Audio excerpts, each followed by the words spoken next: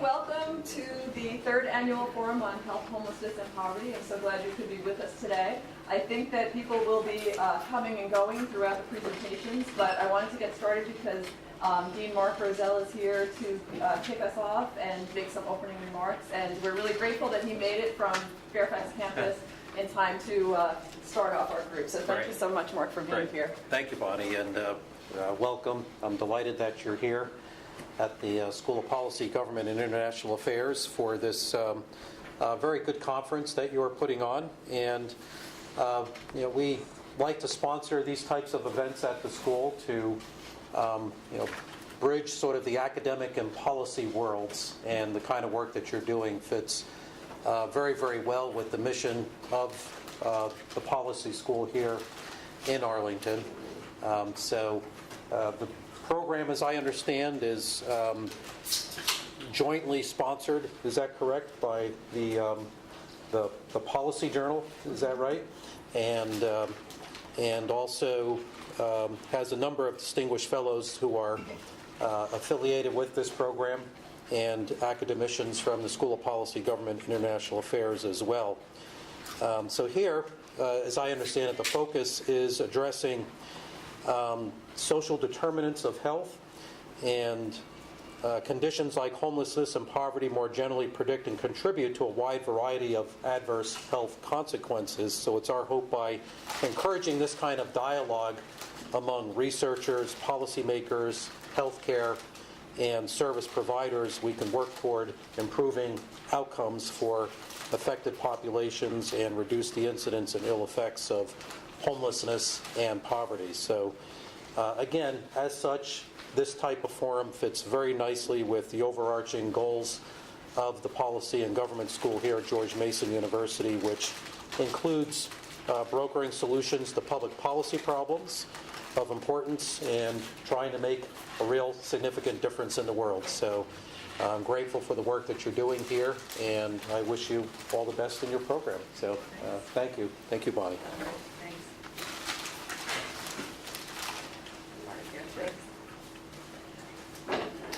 Okay, so just as we get started, I wanted to acknowledge the Policy Studies Organization, which sponsors this event, and the journal, the World Medical and Health Policy Journal, of which I'm the deputy editor.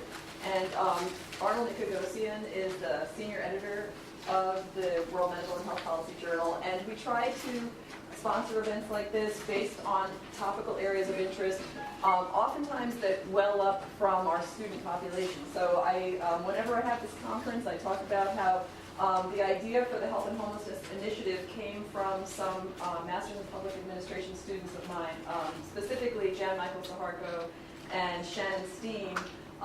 One who, the former works for Lutheran Services now, and I'll say the reason they're not here today is they're doing so well in their jobs that they couldn't manage to be here today. But they did provide the impetus for starting this event, which I hope to continue into the future. And as Dean Roselle said, our idea is to get people who work in this field to come and talk about the issues that they confront, and put them in the same room together with researchers and academics who are studying these issues, and hopefully we can get some academics studying stuff that will be helpful to the people on the ground who need those, need improved processes, services, solutions. So that's where we are. For a start, our opening speaker today is Jeff Lisanic. Am I saying your name? Lisanic, thank you. Jeff Lisanic, and I'm very happy to be starting with his remarks because he's going to provide context for us as a formerly homeless individual who is now chair of the Consumer Advisory Council for Fairfax County. He speaks with some authority from the perspective of one who has experienced this condition, and I think that's the best possible place to start our proceedings, because that's the reason we're here, is to improve circumstances for individuals and the population at large. So, Jeff, thank you so much for being here.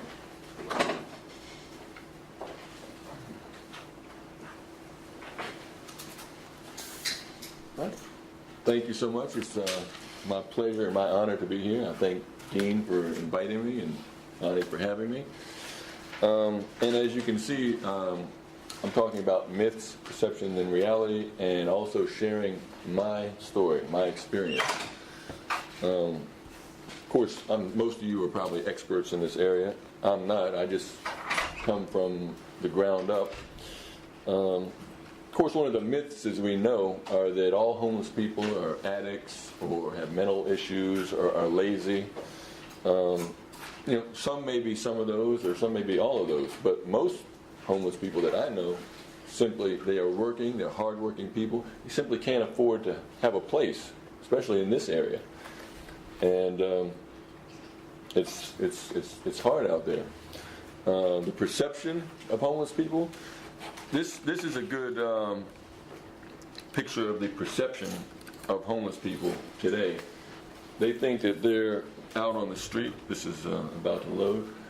So in any case, this is what the public thinks about homelessness, that people are just sitting out there on the street waiting for a handout. It turns out this gentleman, he actually had an apartment in the Bronx through social services, and he's a veteran, so we had help from the VA, and but he has psychological issues. Okay, so he is the perception that the public sees when they think about homelessness. And then there's the reality. I'm going to share my story. I grew up in a pretty much middle class background. By the way, I'm going to take about 10 minutes and then take 5 minutes for questions and answers because I've only got a limited amount of time. I actually got into Virginia Tech, but I fell into the fraternity life party. After a year of not so good grades, I ended up flunking out. And that's when I began my first foray into homelessness. It was brief. I went to live with a cousin of mine, and then I ended up actually getting my own place, but it only lasted for a couple of months. And found myself in a garage of some friends of an acquaintance of mine. But I didn't really have a perception of how bad it was, really, because as long as I was eating and smoking pot, I thought I was doing all right. And my cousin happened to see me walking down the street one day and said, "Come on back," And so I ended up living with her. Ended up, getting clean and sober for about 2 years, and starting in 1987, and then in 1989, had a relapse with some nitrous oxide, caused me to have a car accident. And the car I hit, there were 2 fatalities. So Fairfax County sent me away for quite a long time. I ended up getting out in 2009. So I ended up spending 20 years in prison for involuntary manslaughter. So I got out in 2009, just after the great collapse in the economy. But I have to backtrack for one little bit. During my time in prison, one of the daughters, one of the families of the person that I killed, came to visit me in prison to tell me they forgave me, along with her husband and her father, one of the widowers. And so we started corresponding, and so when it came time for 2009 to get out, they actually offered to let me live there at their place in Annandale. Not for free, but, with these paying, because they actually let other people live there too. And at the last minute, the lady's husband, Chip's mother, got sick and took my spot. So I found myself getting out of prison and nowhere to go. And I ended up in the Kennedy shelter, down on Route 1, the Eleanor Kennedy shelter. And of course, it's a bad economy. I didn't have any transportation. I'd go up and down Richmond Highway, but there were really no jobs available. I had parole obligations where I had to get into Fairfax for certain numbers of days, so people were, loath to hire me because I had restricted work hours. There's a curfew, which caused me some dismay. You had to get certain types of permissions, to work outside of the curfew hours of the shelter. And of course, I'm a convicted felon. So at that time, there are a whole bunch of hurdles. I mean, critics will say, well, you put them on yourself. Well, that is true in large part. However, that doesn't change the fact that they are there. And if we want to see, ex-cons and people in homeless shelters reintegrate into society, we're going to have to make some allowances for that, for those people that are striving to get ahead, or striving to better their life. We can't just brand them with a scarlet letter for the rest of their lives, or they're going to go back to doing what they did before. So anyway, I was blessed to get an old car and found a job at Safeway in Bailey's Crossroads. And through that job, I was able to go move into a townhouse with some other guys that had been in the shelter, and eventually get my own place. Last year, my dad, who had been in declining health, got really, really, really sick, and so I became his primary caregiver. So I was out of the workforce for a while. He passed away in June, and that's the same month that I went back to work. But I'm not working at the same company. I decided to work for a company where I could get Sundays off, and but I'm not making as much money. Now, Dad did leave me with a condominium, but there's a condo fee, there's property taxes and other utility bills. So at this point, I'm struggling to stay above water. I don't really qualify for any government benefits, because they could tell me, well, just sell the condominium. Well, I mean, that's really not the preferred alternative. The preferred alternative is to get a better job. But when you're in an economy, and even though the unemployment rate's supposedly going down, it's because we have a record high number of people that dropped out of the workforce. And it artificially makes it appear like that. So it's just, I say all that to say it's tough out there right now. But I have been blessed in many ways. I'm on the chairman's, the council consumer advisory committee. Sorry about that. And as such, also on the governing board. So I get input as far as the 10-year plan to end homelessness in Fairfax County. And just to speak more about the perception, it's hard when you're facing the headwinds. Some of you have probably seen the article that's gone viral about the people getting arrested in Fort Lauderdale, the 90-year-old man and the two pastors. The mayor, Jack Seiler, said, "I'm not satisfied with having a cycle of homelessness in the city of Fort Lauderdale. Providing them with a meal and keeping them in that cycle on the street is not productive." So, in other words, he's going to not address the problem and let them starve while he's doing it. I mean, to me, it should be a comprehensive, integrated approach where you feed them and try to give them the support services to get off the street. Another thing that he said was that, according to a CBS News story, was that families don't feel safe. People are going to the library, don't feel safe. People wanting to use public resources don't feel safe. It's gone too far. And the story said the city believes the sight of homeless people is affecting tourism, nearby businesses, and tarnishing the city's image.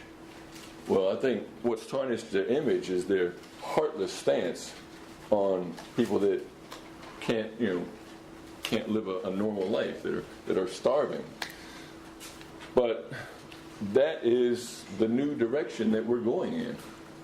And what's even more disheartening is, the mayor, he's a Democrat. He's supposed to have a heart for poor and working people.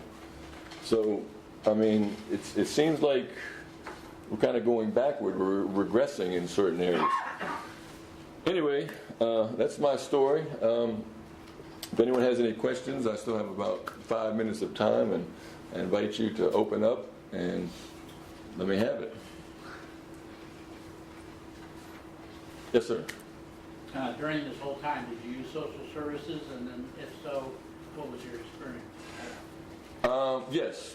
When And keep in mind that I'm coming from a prison environment to a homeless shelter. To me, it's like a vacation, because I could walk out the door, go across to the 7-Eleven. I'm like, wow. And there's no barbed wire. They do connect you with a social worker, or a case manager, I should say. And one of the first things that she said to me was, have you signed up for food stamps? Now, in my mind, I'm getting fed by the shelter, breakfast and dinner. Of course, they kind of kick you out for 6 hours during the day, but they give you a bag lunch. So I'm like, no, I haven't. Why would I need to?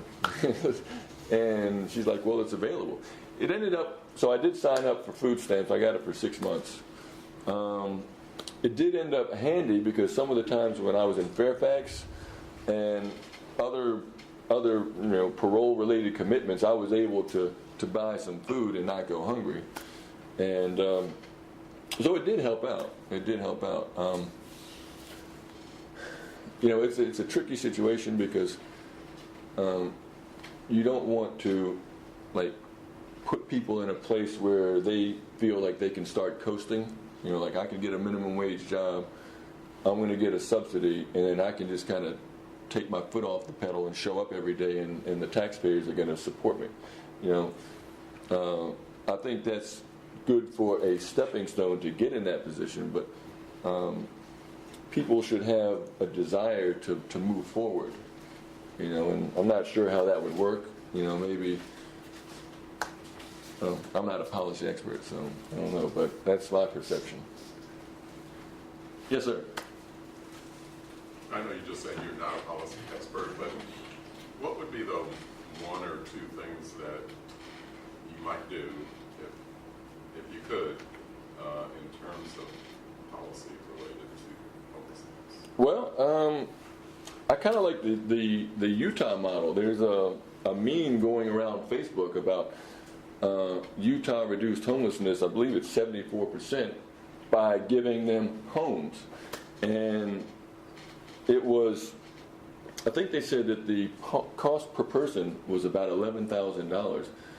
And as opposed to the cost for sheltering, like putting in prison or putting in jails and emergency rooms and other services, they calculated it would be about $17,000.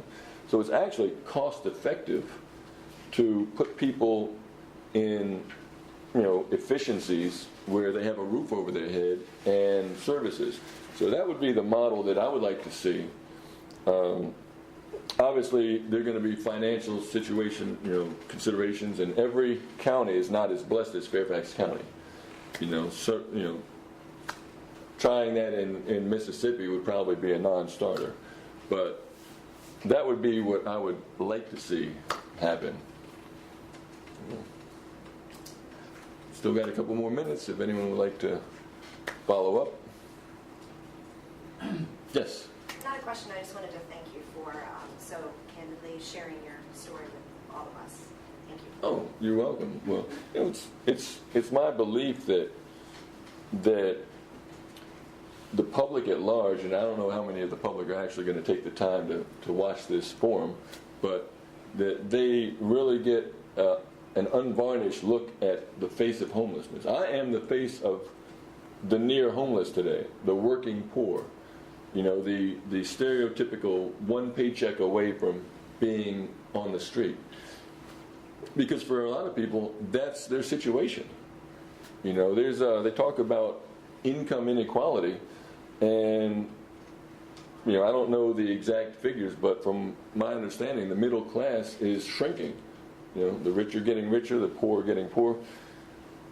And the whole thing about, rising tides lift all boats. Well, that would be the preferred economic scenario, but there have to be those opportunities for the lower class to raise themselves up by their bootstraps, so to speak. If the jobs aren't available, or if automation is just killing all the jobs, then people like me who are trying to work hard, show up every day, never missed a day of work, we're still struggling to get ahead, especially if you have drawbacks like a felony in your record. There was a job that I would have liked to have with New Hope Housing as a volunteer and events coordinator. But I talked to Pam Michelle, and she said, well, over 200 people applied. And I'm sure many, many, many of them had a lot more experience in exactly what they were looking for than I did. So that's the reality. Yes? Thank you for speaking. I second that motion. I was wondering, I know you have an added challenge with having a conviction in terms of finding employment, but I was wondering, maybe from your firsthand perspective, talking to other folks when we're in the shelter, whether homelessness in and of itself was a barrier to finding employment, whether they had experiences with discrimination.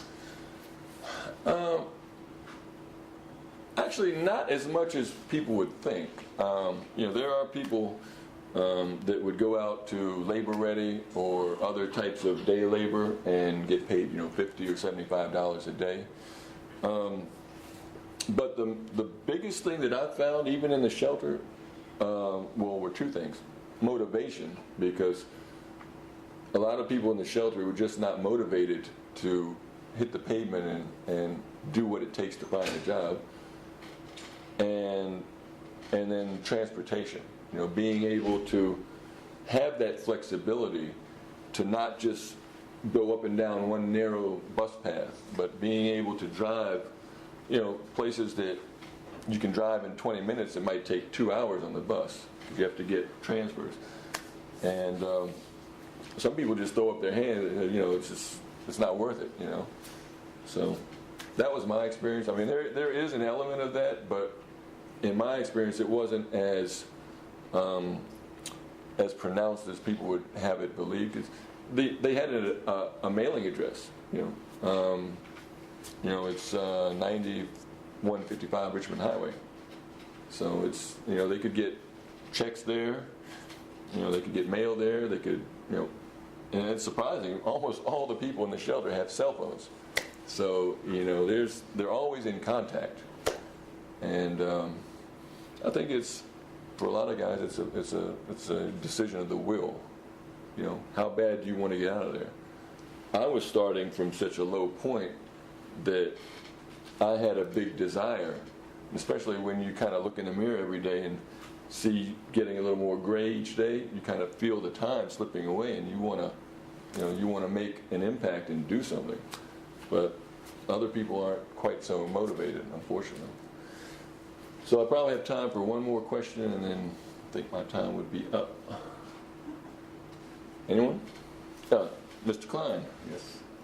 Jeff, thank you so much for speaking, and I just admire your willingness to get up in front of us and really share what is important to you and how you're moving forward.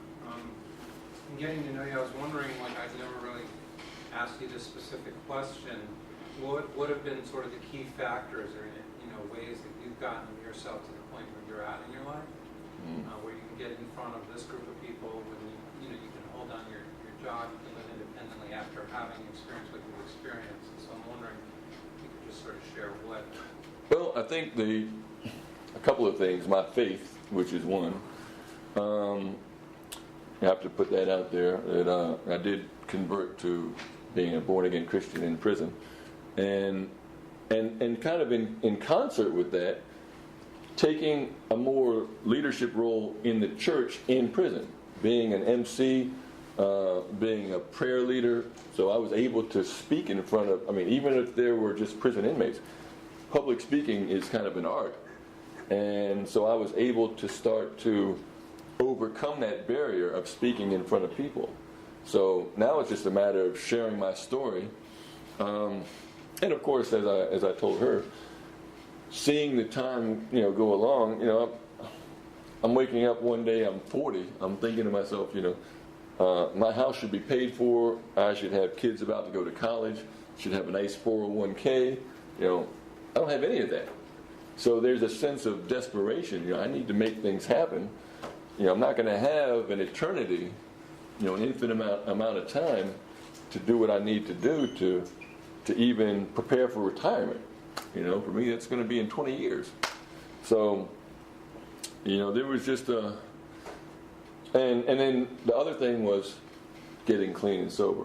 You know, not having a drink or a drug for over 20 years, obviously it's been integral, because even though, you know, like my dad passed, my mom passed in prison, nothing that could happen to me today, even if I were to go back in the shelter, could cause me to pick up a drink or a drug, smoke some pot. It's just, that is a non-starter, because I know from that would be the beginning of my downfall, and I'm not going to let that happen. Thank you so much.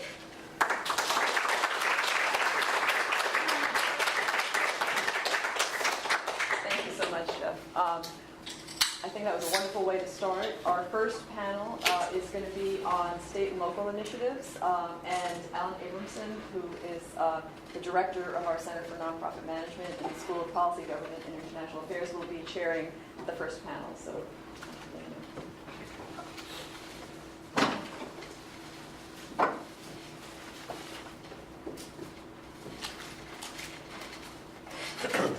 Thanks, Bonnie.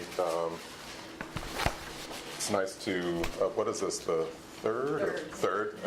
It's nice to have been at all three of these. They've been really terrific opportunities, as Bonnie said, to bring different communities, scholars and practitioners and clients together to have a discussion about this important issue. As Bonnie said, I'm Alan Abramson. I teach in our MPA, Master of Public Administration program, particularly about nonprofit organizations. We found that a lot of folks, young folks, thinking about their careers, who are public service minded, want to work not only in government but in nonprofit organizations as well. So we have a large nonprofit management program here at George Mason, and we have a nonprofit. I have a couple flyers over there. A nonprofit center, nonprofit where we do a variety of projects. And one of the projects I wanted to mention is a resource called Connect Northern Virginia, which is a website, Connect Northern Virginia, that has a lot of information about issues in Northern Virginia, as well as the nonprofits who are trying to address those issues. It's really a website about trying to get folks more engaged around these issues. As we all know, this is an area of tremendous wealth, but also one of important needs. And the day when it was just going to be government that handled all our needs is long past. It's really going to be all of us working together, government, nonprofits, business, the university, that's going to make some progress in making our communities stronger. So this is part of our effort, this website, Connect Northern Virginia, to help people understand issues and understand what's some of the organizations out there that are working on those issues. So I just wanted to mention that. But more to the point, our panel today, our first panel will look at a variety of state and local initiatives around this issue of homelessness. We have three speakers who will speak for about 10 to 15 minutes each. Why don't we go in the order that they're listed and start with Katie Alston. And I apologize for not having met folks beforehand, but Katie is from Marion House, and her bio's in your materials, so I won't go into depth. Thank you. I have to get my slides. Oh, yes. So just, Okay. you should see the little icon Oh, there. there we go. Look at that. Hi, everybody. Thank you for the introduction. My name's Katie Alston. I'm here from the grand city of Baltimore, right up 95, your neighbor, a place that hopefully all of you have had a chance to visit. And just to give you a sense of Baltimore, if you don't know much about Baltimore, the city itself is about 650,000 people. We're at about 1.5 million in terms of the metropolitan area. But just to kind of course, going to talk today in the context of why we're here. A quarter of the people who live in Baltimore City are living in poverty. So we have a big problem in Baltimore City. So I'm going to tell you a little bit about Marion House. I am an unofficially trained nonprofit manager. I'm actually a clinical social worker who has happened to move into nonprofit management in the course of my career, and I have the privilege of running a wonderful organization in Marion House called Marion House that has no national brand, so I'm sure none of you probably have heard of it. But what we are is an organization that serves women primarily, and we were founded actually by two sisters and a lay woman who were doing some work inside the Baltimore City Detention Center about 35 years ago. They were doing ministry work with the women who were in the city's detention center, and they were incredibly impressed and motivated by the women they were interacting with and all the really great goals that they had for when they were going to be released from prison. And so, but they were surprised because the woman would have all these dreams and aspirations, but then would leave, and 6 months later she'd be back. And so they were like, what's going on? And what they determined was that these women needed a safe place to go. And so they opened Marion House primarily for that goal. So the School Sisters of Notre Dame and the Sisters of Mercy actually came and formed our organization. So we are Catholic in identity, though we don't have like a large affiliation with the Catholic Church. So this is our mission statement. What I want to say, and again, Jeff, thank you so much for your comments. We really are looking for those motivated people, and that's a huge part of what we do. And we're trying to create a safe and structured environment for them to be able to accomplish all the goals that they have to get themselves off their feet. So this is what Marion House looks like now. We started out just with the Marion House 1 program. It's transitional housing. By definition, that's a 24-month stay. We have intensive services that, of course, have been built up over the course of time. We now can serve 28 women. We started out being able to serve 16 women. So you can see that we've grown a lot. We also have a small family program, and we have created a second phase, a more independent phase of the transitional program, which we call Marion House 2. So in Marion House 1, we have 24-hour supervision. It's a bit like a shelter in the sense of the 24-hour monitoring. And Marion House 2 is a little bit more like you would. I think at Marion House 1 is like college for our women. They have lots of courses they have to take and things they have to do. Ideally, they'll get a job, and then they would move into Marion House 2 if they so desire, where they'd be able to share a house with other women who've gone through the program. Because again, to speak to some of the points that Jeff made earlier, in order to afford a 2-bedroom apartment in the city of Baltimore, and we're talking about a city where I just said 25% of people are living in poverty, in order to afford a 2-bedroom apartment in the Baltimore Metropolitan area, you have to make $52,000 a year. There's a lot of people not making $52,000 a year. So any given day, 166 women, sort of half and half, transitional housing and permanent housing, which we also now have. We've been doing permanent housing for about 10 years. We have Shelter Plus Care Subsidy, which is money that funnels through HUD and that we are able to use with our women when they graduate from the transitional program. What that means is we can make that housing affordable if they're not making $52,000 a year, which sadly they never are. They get better, they do well, they get jobs, but they're not making enough money to actually afford market rate housing. So what are our women dealing with? All sorts of stuff. 92% of the women that walk into our doors have the disease of addiction, 66% domestic violence. You can read all that. I won't read it to you. Some of our women have all of these things. Okay, some of them have just 3, some of them have 4. But these are some women with a lot of issues. And what I'd like to show you is let's talk about in Baltimore. Jeff made some really good points that. We sometimes have this notion that the people that we see on the street, do have all of these issues, when the reality is they might not. And honestly, this is from the point in time count that the City of Baltimore does. Hopefully you are all familiar that there's always one day of the year that cities go out and count their homeless people and try to find out what their issues are. Only 25% of them were ex-offenders. Our women were between 60 and 75% of them have histories of incarceration. 92% of our women have the substance abuse issues. 60% have the mental illness. So compared to the general homeless population of Baltimore City, and actually the national picture looks a little bit more like this as well. Actually, I believe in the country, 6% overall, not of homeless people, but just people in general have a mental illness. So you can see that the women that we're seeing at Marion House are extremely vulnerable people. So I wanted to, some pictures of some of our ladies. I made that box, that health box, really big. And the reason is because for our women, it is the health issue. In this case, really a behavioral health issue, usually the substance abuse and the mental illness, often the trauma, that is the reason that they have been in poverty, that they have been homeless, or institutionalized, unstably housed. That is their primary identified problem. Not to say that we think it's fine that they're also homeless and unstably housed, but when they walk in our doors, it is the mental illness and all of those other issues that is their primary identified problem. They know that they haven't lived anywhere stably in a year or 5 years or 10 years, but it isn't usually the primary identified problem. So, we'll tell a story. A normal woman that we would see, probably 80 to 90% of the women, when they walk in the door and they tell us their story, they're going to have some sort of childhood trauma. It may not be the kind that you would necessarily classify as childhood trauma, but maybe they just grew up in a house where there was drug addiction, where there was neglect.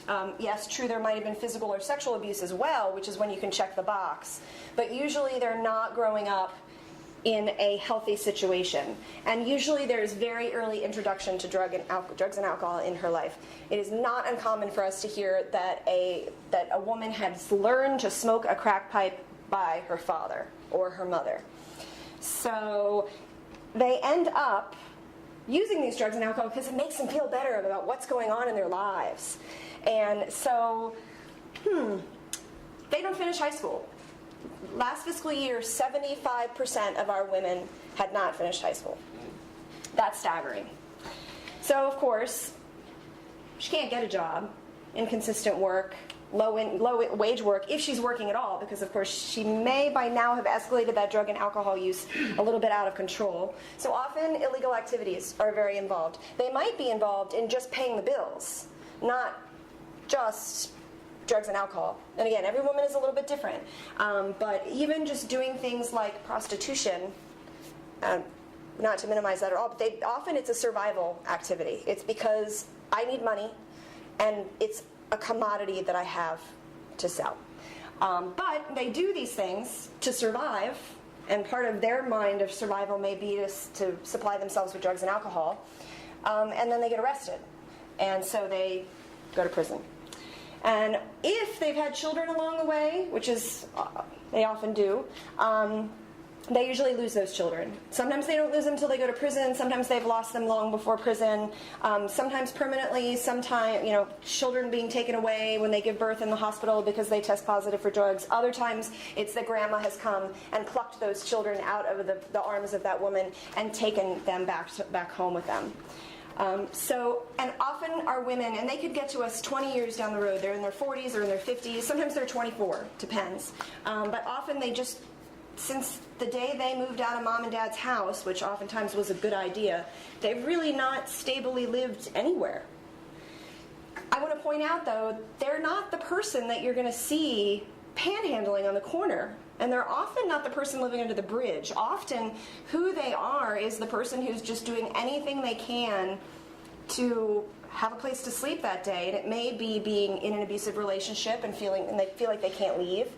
Again, the prostitution. There's a lot of survival, but I can tell you that I bet probably 90% of the women that come to us have never been counted in our point-in-time count.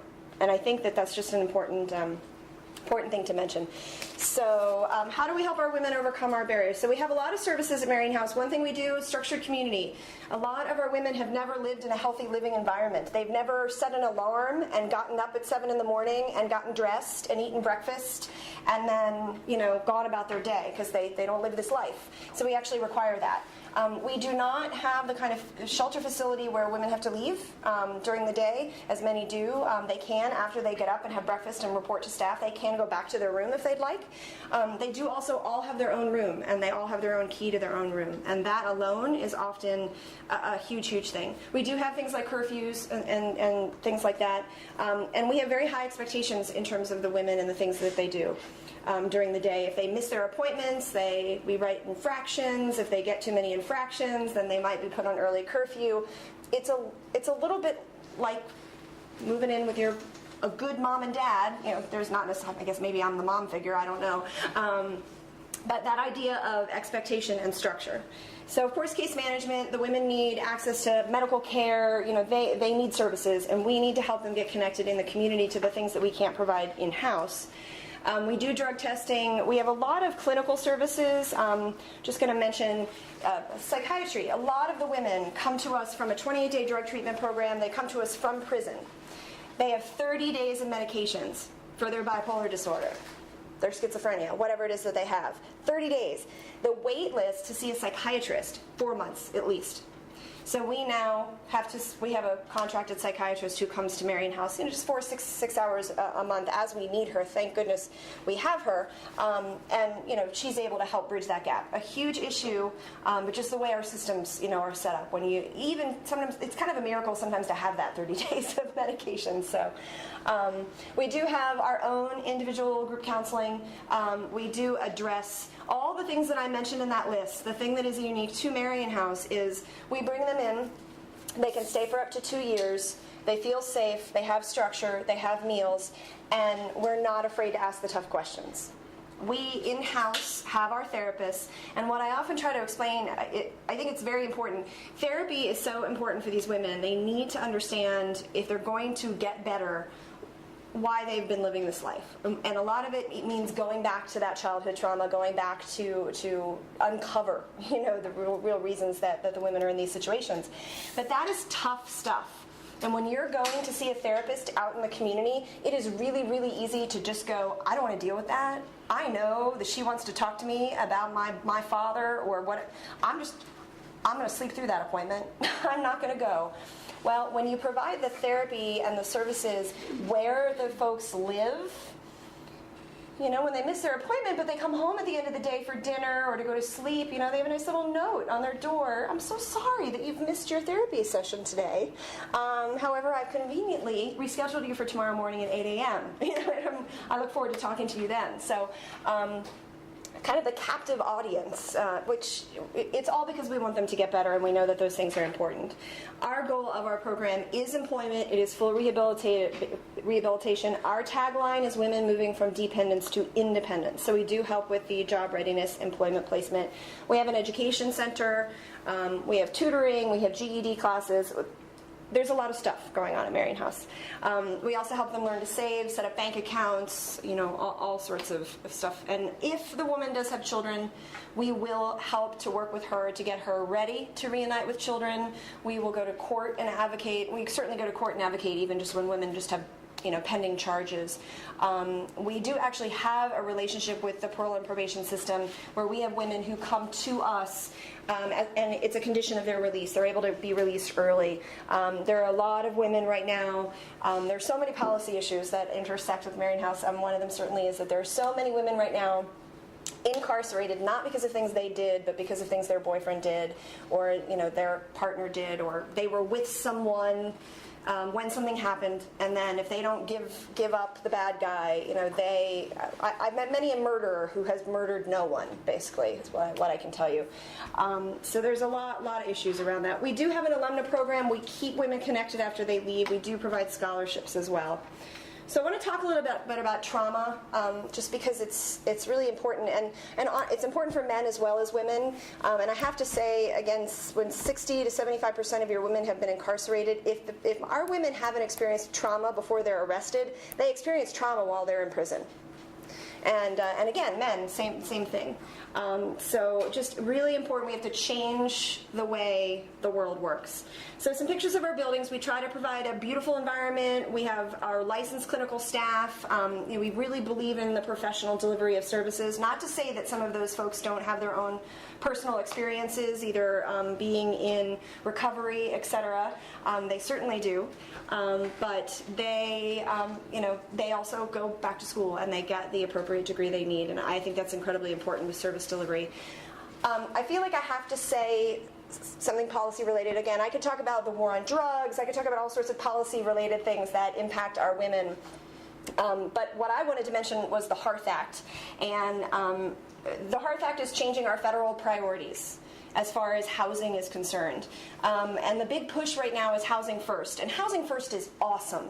I just want to say that. It is fabulous. There are a lot of people out there who need, the best way for us to serve them is to pluck them up from where they are and put them in an apartment. It really is the best way. What I want to argue, though, is that it's not the only way. The women who come to us say that if we had given them an apartment, they simply would have killed themselves in that apartment. They stay in prison longer than they have to, waiting for their bed to come available. So there is a need for structured therapeutic, what we call our organization is a therapeutic recovery community. We need residential treatment facilities. We're more than a shelter, but we have a lot of services, and there's a lot of value in that. So the idea, what I just want to mention is that, one model does not fit everyone. We need to have all models. And right now, the federal government is telling the city of Baltimore to take its money out of my program and programs like it in the city. And I'm very concerned about that long term, because people need a place to go tonight. They need shelters. It's not the ideal environment. We also need a lot more affordable housing. We also need a lot, just housing in general. But people need somewhere to go in the interim. People need somewhere to go to get better, and we need all models. It's kind of like drug treatment. We need inpatient drug treatment. We need long-term residential drug treatment. We need outpatient drug. We need it all because we have problems in our country. And so I just wanted to mention that as one major policy issue that is causing myself and my board to lose a little bit of sleep over. Thank you very much. Go to our website. You can actually listen to stories of the women that have gone through Marian House, some of them speaking and telling their personal stories, and there's lots more information about Marian House there. So, thank you.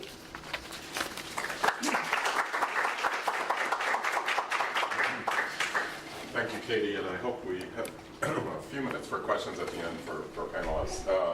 Our next speaker is Dean Klein from Fairfax County Office to Prevent and End Homelessness. Dean.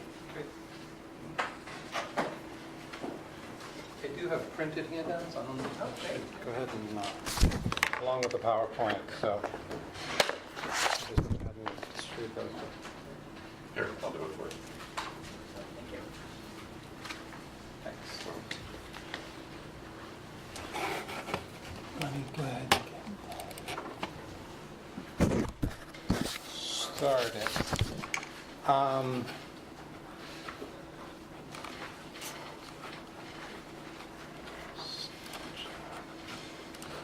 Good, I did it. Thank you for having me here today. Again, I'm Dean Klein, and I'm the director of the Office to Prevent and End Homelessness. And so my work is in the Fairfax Falls Church community, and it's great to be here today. And it's great to actually follow both Jeff and Katie. It's a lot of synergy, a lot of mutual issues, and certainly the issue of transitional housing. And we operate a housing first model in our community. So what you were speaking about certainly resonates with me in terms of the reality of what people's needs are in the community, and so I hope to just sort of briefly touch on that. We have been at preventing and ending homelessness in our community for a while now, and so I wanted to just sort of start off briefly with a slide that sort of speaks to what our key strategies are, and then I was going to go into some of our planning, some of our key elements, and then some of our success. And so in our community, when we talk about preventing and ending homelessness, we're really focused very much on economic crisis and disability as relates to implementing a housing first strategy. But when I say implementing a housing first strategy, there are other programs that model does not specifically adhere to or does not work as well with, and one of which is transitional housing. And so we have numerous transitional housing programs that are in our community, but Housing First is a rapid rehousing program that really looks to move people as quickly as possible into the community and allow them to be in housing while we implement a variety of services based on what their needs are. So we've been implementing that really since 2008 and have had some success, some challenges, and we're still sort of on that road to being able to sort of bring our numbers down and down. We're looking very much at preserving and increasing the supply of affordable housing. Anyone who's been in Fairfax County, along with Baltimore and other communities, the cost of living is extremely prohibitive. It's just unbelievably expensive. And so what does that mean for those who are low income, for those who are working paycheck to paycheck, who are homeless, who are in and out of shelters? That means that it's a lot longer road to get to a point where you're going to be able to be self-sufficient and be permanent in our community with jobs in a solid, stable housing situation. And so we're working towards that in a variety of ways, and I'll touch on that. We're also aligning all of our efforts to deliver solid and consistent services that are really targeted at meeting the needs of the actual individual. And so that really means identifying and being better at really right-sizing our system, right-sizing our services, so that based on if someone needs this type of services, we're not giving them more, but we're certainly not giving them less. And so that might be mental health services, that might be alcohol and drug services, but it also means when we're looking at placing people into housing, we're trying to apply the right level of services to the individual based on what their current situation is. Finally, we're also really looking at creating a management system and infrastructure in our community that includes a very strong network of nonprofits, but county agencies, faith communities, and businesses that really provide a level of accountability, but a level of engagement. So we've been doing that pretty strategically and purposefully in our community, and it's starting to bring about some significant results. When we started in 2008, when our Board of Supervisors approved our 10-year plan, we really were managing homelessness, and we were really looking at really providing extreme services in our shelters, continuing to provide mental health, alcohol and drug, employment services, deploying mental health service staff, deploying alcohol and drug service staff to the actual shelter. And so what oftentimes was happening is that people at the end of their stay, whatever that stay was, people were saying, well, oh yeah, well, where are you moving to? And so we really recognized in 2008, after looking at a lot of models throughout the country, through the National Alliance and other work that we were doing and looking at why is our numbers not going down, we decided to make the change to Housing First in our community. Part of our effort has been really realigning our existing resources. So in many cases and in many ways, we haven't gotten a lot of new resources, but I think we're doing a lot better job of using our existing resources in a more effective way. As part of our 10-year plan, we established a new office to prevent and end homelessness, which is the office that I direct, but also a governing board, which Jeff participates on, of elected officials and policy leaders. We started a consumer advisory council that Jeff chairs for us, graciously has agreed to provide leadership. And then we also have provided some interagency, very cross-agency work that really is allowed to make sure that our 10-year plan does not die, and that it's a living, breathing document as we move forward. So the realignment of those services became really critical. We moved all of those existing homeless services into one agency. We applied those resources that were in existence towards a 10-year plan, a community plan that was endorsed by our entire community of elected officials, of nonprofits, faith leaders, who came together to develop the plan. So we were able to really, by adding no more resources, be able to start to implement a pretty aggressive community plan. We look at our federal resources from our continuum of care, and those resources are continuing to decrease. Federal priorities are really very key to being able to use those resources, to be able to secure those resources. And some of those priorities and strategies are more towards permanent supportive housing than it is towards transitional housing, for example, which really makes a huge difference in terms of how we operate our program. So we're aligning our local dollars, we're aligning our federal resources to make sure that we're optimizing our overall effort. And then finally, our 10-year plan, we're continuing to ensure that people feel like they have a key role in that and that they are key stakeholders and are invested in that. Another key element that we did in our community is we ensured that homelessness was a key, in 2008, when we implemented our 10-year plan, homelessness was one of many different issues that were occurring in our community. At the same time, there was one source of local housing dollars, one way to get local housing resources, and that was through the Department of Housing. And so what we did is we aligned our affordable housing efforts together. Individual groups who were more interested in disabilities and special needs, and people who were interested in homelessness, and people who were interested in workforce housing came together, and we developed what we call our housing blueprint. So in one place, our local elected officials are able to see what are the key priorities that we're trying to push forward, that we're trying to advocate on an annual basis. That becomes really important when resources are very tight.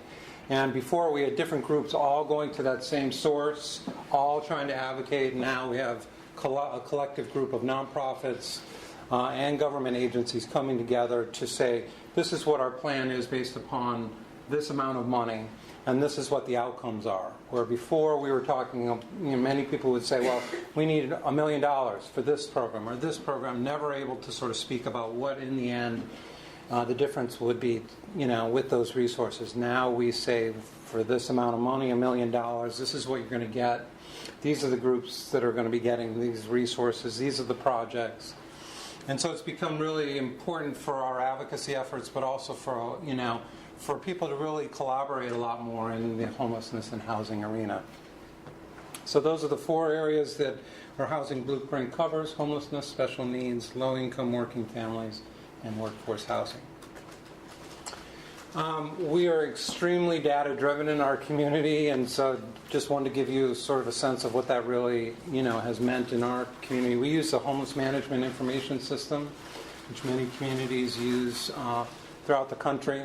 And currently we have 18 organizations and 141 provider projects that are included in this system. And many of those organizations are providing data voluntarily to be able to have their population and their individuals to be included in a more community-wide plan, in community-wide outcomes. We also have many organizations that receive HUD funding that it's required to be part of that for reporting purposes. And so we have one central place to be able to look at that information and to make sure that that information is sound.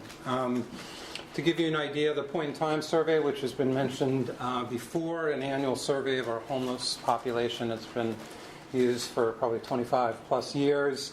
In 2010, we decided that when we started to implement our 10-year plan, that we were going to use HMIS to ensure that all of our data collection and uses were aligned. And so we decided in 2010 to do that, and in 2014, we have about 81% of the data from that point-in-time survey being included in that. Much of the data gap is domestic violence and other programs that we're not allowed to sort of include as part of that. But the majority of that are all programs that we collect on an annual basis through our point-in-time survey. We do monthly data quality days. We grade our nonprofit organizations to ensure that the data is sound. This is data that we're all using.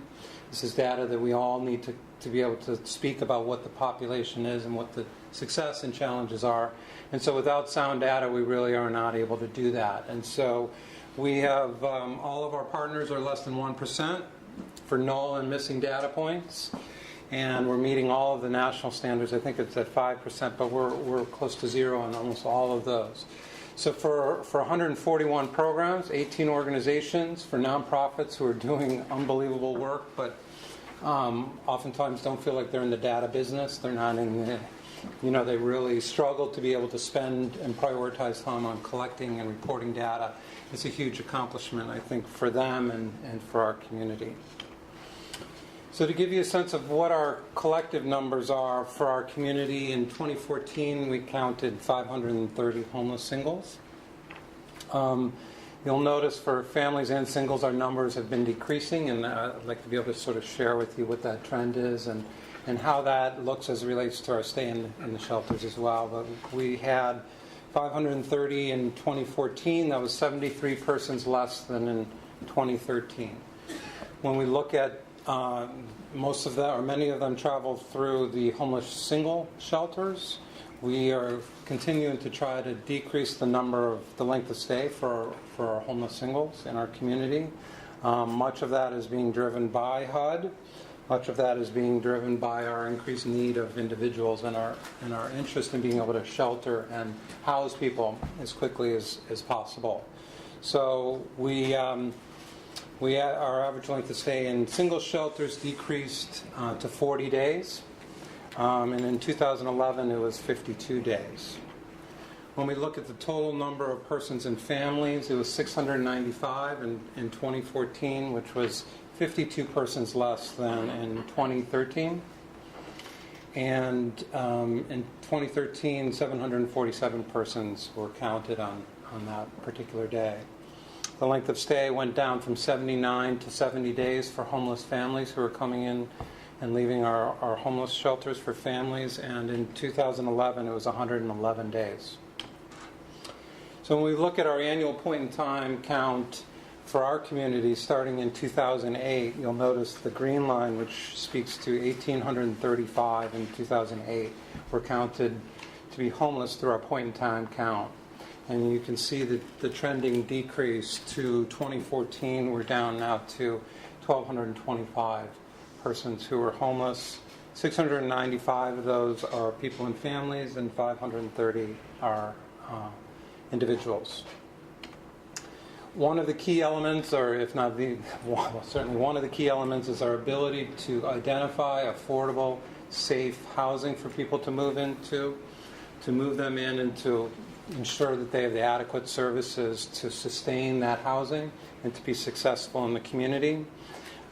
We have been moving very aggressively to find appropriate housing opportunities. In 2010, we started to collect data that would speak to system-wide, community-wide. How many people were we moving into permanent housing, which was really a sort of a key indicator for us. So we identified 243 people who were moved in 2010.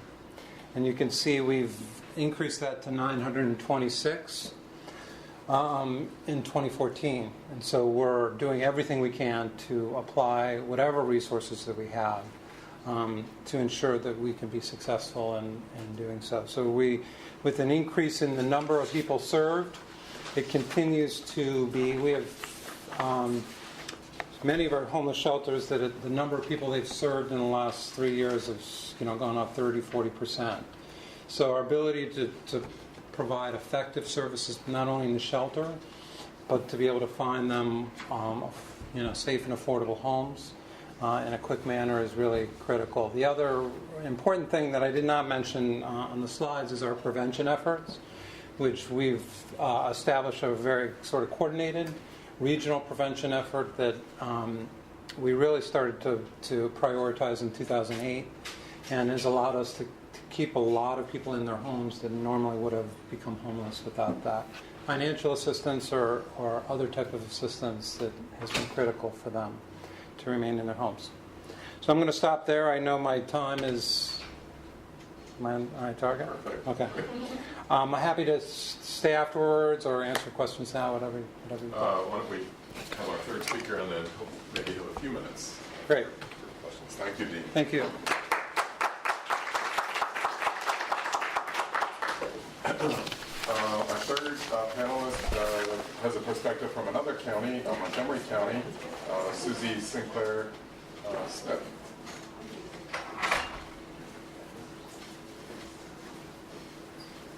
Can you show me where to put my... Oh, I need to load up. Yes, I'm sorry. Oh, that's okay.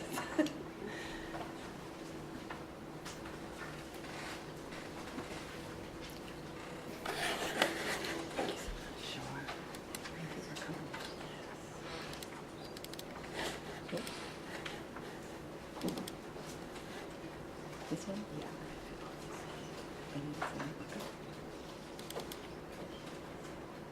And you know what, actually, I'm doing this one.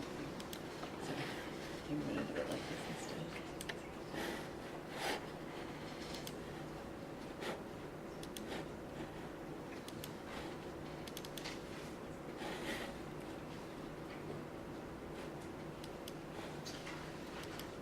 And I can just use this.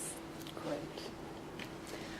Good afternoon, everybody. Thank you so much for inviting me, and this is a great group. I wish when I started working on homeless issues in the mid-'80s that there were these kinds of discussions. I think we were all very happy back then. I was in Washington, D.C., that we had a right to shelter through voter initiative, and thought at that time that we'd solved homelessness because people weren't on the street and they were in emergency shelters. And as everyone, I think, has heard now, the solution to homelessness is not providing emergency shelter. While it's an important step, an entry place into receiving and being connected to services, the focus on permanent housing that Dean's talked about, and creating employment opportunities, other solutions are critical.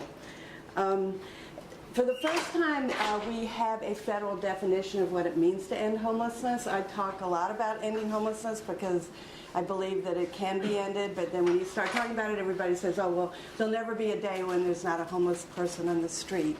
I think what we need to have, Dennis Culhane, who's a researcher at the University of Pennsylvania, talks about the fact that homelessness is a result of a lot of failed systems, and so we've kind of created a whole subset of homeless service delivery, but what we really need to do is have systems that work well and deal with crises and then rapidly rehouse people. The U.S. Interagency Council for the Homeless, Laura Zeilinger, the people that she works with have put together a definition of what it means to be homeless, to end homelessness, and essentially it's that homelessness is rare, that it's brief for the person who experiences it, and also when somebody moves out of homelessness, it's not recurring. There's not that cycling that occurs.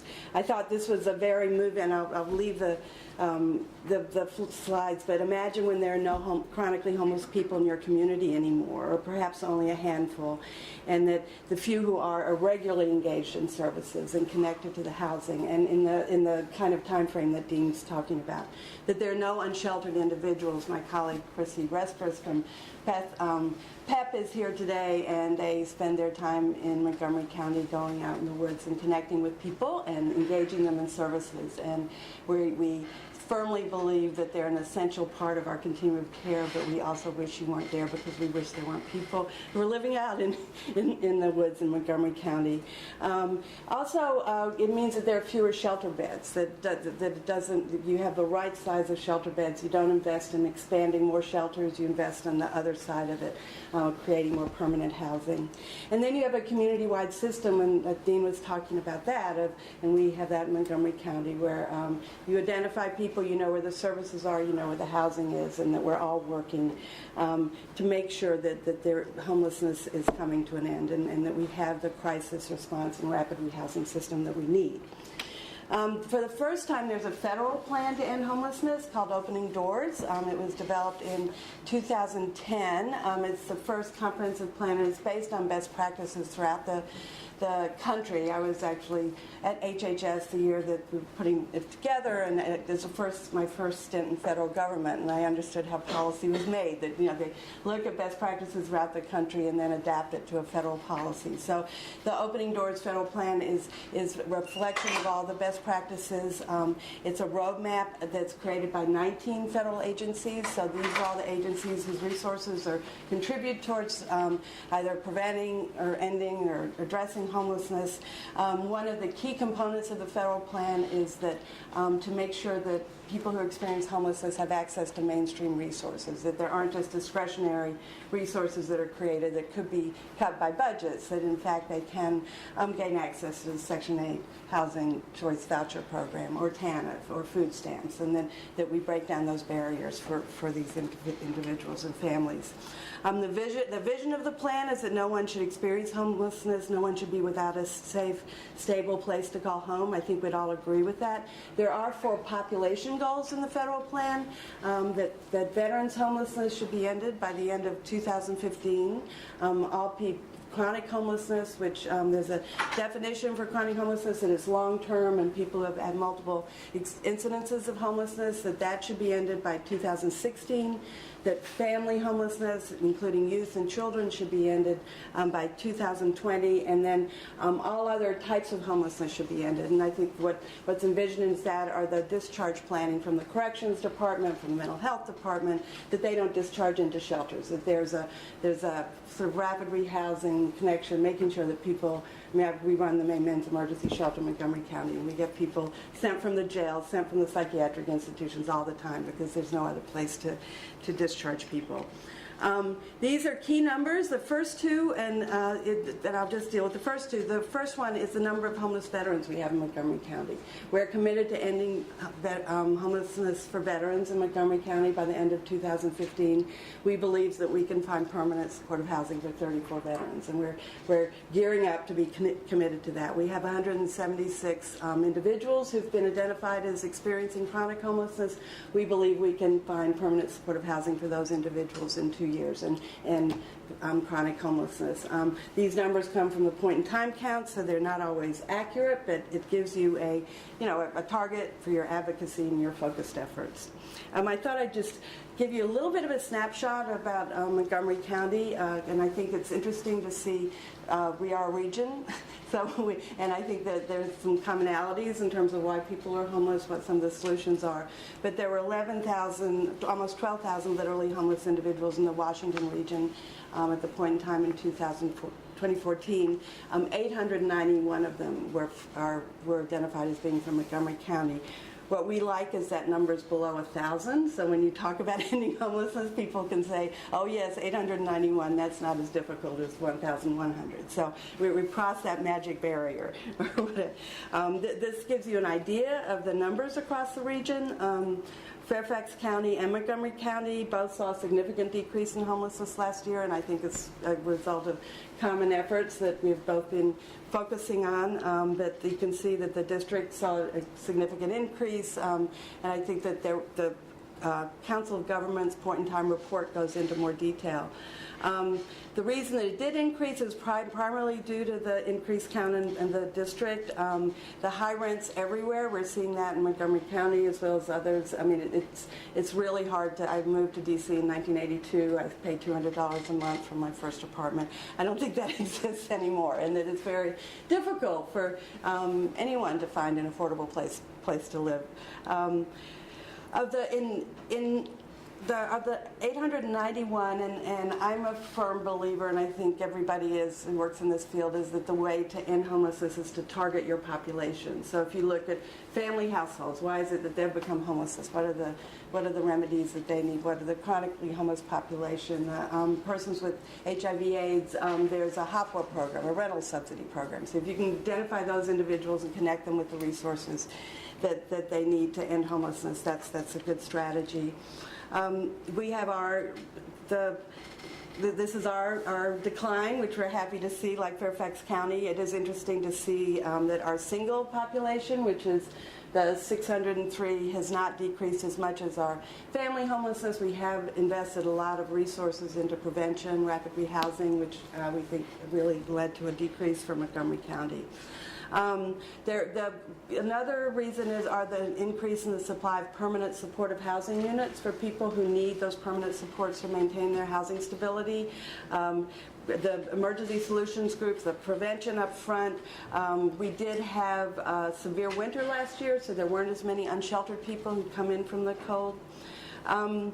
This is a breakdown between male and female in Montgomery County. You can see 7%, 73% male, 27% female for families, female-headed households, 70%, and male-headed households, 20%.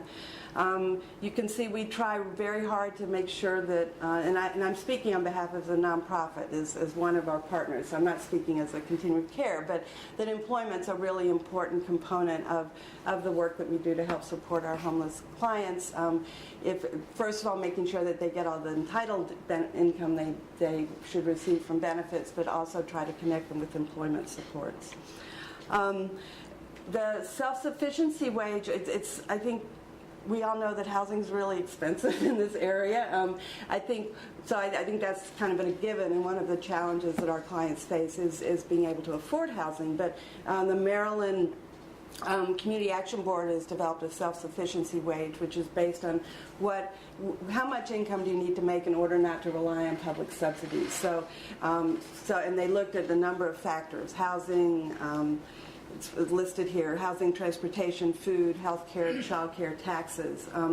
So for a single mother with an infant and a toddler, she needs to make $78,000 to live in Montgomery County without any form of public assistance. For a single adult, it's $36,000. And you can understand why people fall into homelessness when they have to choose between, do I pay my medical bills, do I pay for my food, do I pay for my transportation? It's always that juggling act between, and I hate to say some of our staff don't make, a livable wage, and that's a real concern for us as a nonprofit. For our single population, as I said, we have 176. One big area of focus in terms of delivering services are a significant group of people have behavioral health problems, mental illness. Some have substance use issues, but the challenging group are the individuals who have co-occurring problems, and so we really try to tailor our resources to them.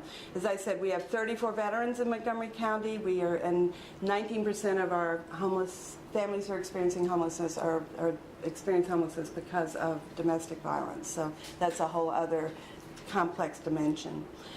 This is our continuum of care in Montgomery County. We start, and we only participate in some of it as a major nonprofit, but we have outreach and engagement, then we have our emergency shelter. We have transitional programs. We also run a Safe Havens program, which is one of the oldest HUD programs that serves individuals with severe and persistent mental illness, connects them with psychiatric help, and then we don't consider it transitional because it's not time limited, but it falls into that. We have rapid rehousing to quickly get people back into housing, permanent supportive housing, and then our prevention work. This is the best way for me to describe what we do because we do so much. We've been around since the late 80s and have grown significantly. We run the main men's from Montgomery County Coalition for the Homeless. We're a nonprofit. We're not a coalition anymore, but we still have it in our name. But we run the main men's emergency shelter, serve about 800 men each year. We have a summer season, hypothermia season. We also, as I said, have our Safe Havens program, serve 40 individuals with severe and persistent mental illness. We also opened 2 programs serving homeless veterans through a VA grant this year, and they're connected to the HUD-BASH voucher as a permanent housing option. We also have created 400 units of permanent supportive housing. So we see people who are experiencing homelessness and try to get them into housing, but then we also create the housing and support them with their housing stability. We have a couple of single sites, and then we also have scattered site apartments. The kind of ingredients for that are the housing, the rental assistance, and the supportive services. We have case management services with all of our programs that really are the glue for our clients to help connect them to the services they need. We also have an affiliate agency called Coalition Homes, so we actually develop properties. We buy properties called moderately priced dwelling units and purchase them, so we have a supply of housing available. We manage the housing and own the housing. This is one way that we try to address the issues of affordability or lack thereof in the county. We are a major organization in Montgomery County, and I think this, I'm telling you this just because it leads to some of our advocacy and systems work. We operate about 57% of the year-round emergency shelters, 60% of the winter. The transitional is 32%, but we run all of the Safe Havens programs, and then we have about 38 or 40% of the county's supply of permanent supportive housing. So that puts us in a good position of being able to help our clients, for instance, who are in emergency shelter move into permanent housing because we have that supply. Our vision, and we're just now going through a strategic planning process, so I'm able to roll out our new vision, which is very exciting, and we're trying to really focus on the federal strategic plan and align ourselves so that we can be able to take advantage of those resources. But we want to end homelessness in Montgomery County by building a community where everyone has a safe, stable, and affordable place to call home, and I think we would all agree that that should be, everyone should have access to that. This is, I briefly just went over that, but we meet the urgent needs of people experiencing homelessness, so that's through our emergency shelter and Safe Havens by connecting them with those resources they need that are urgent to address their homelessness, but then we help them move on to stable housing. Then once we also help people move into permanent housing and give them supportive services to help them maintain their housing stability. We have about a 95% success rate of housing stability over 2 years for our tenants in permanent housing. So that that's our goal, is to really make sure that people are able to be good tenants, able to pay their rent on time, get the supports they need. We increase the supply of affordable housing. We play an advocacy role, and we're really building our administrative capacity, because we know that we have to operate this housing for the long term, and so we need a strong. I just hired our first CFO, for our full-time CFO. We need that back office operation. So our strategies on ending homelessness in Montgomery County have been multifaceted. We've really been dedicating all of our housing units that open to the chronically homeless population to help end chronic homelessness. We have created a new housing prioritization committee through our work with the 100,000 Homes campaign that prioritizes the placement of people into permanent housing according to vulnerability. So we accept people who are referred to us. We also have been moving the clients in our shelter who have experienced homelessness for really long terms into permanent housing, placing a priority on that group. We practice housing first, which I know others talked about, to the best of our ability. We've been training our staff on how to serve people, trauma-informed care, harm reduction. We also are using a new tool called the VI SPDAT, which is an assessment tool that not only assesses someone's needs, but also indicates what level of housing that they need to go into, and so that helps us prioritize.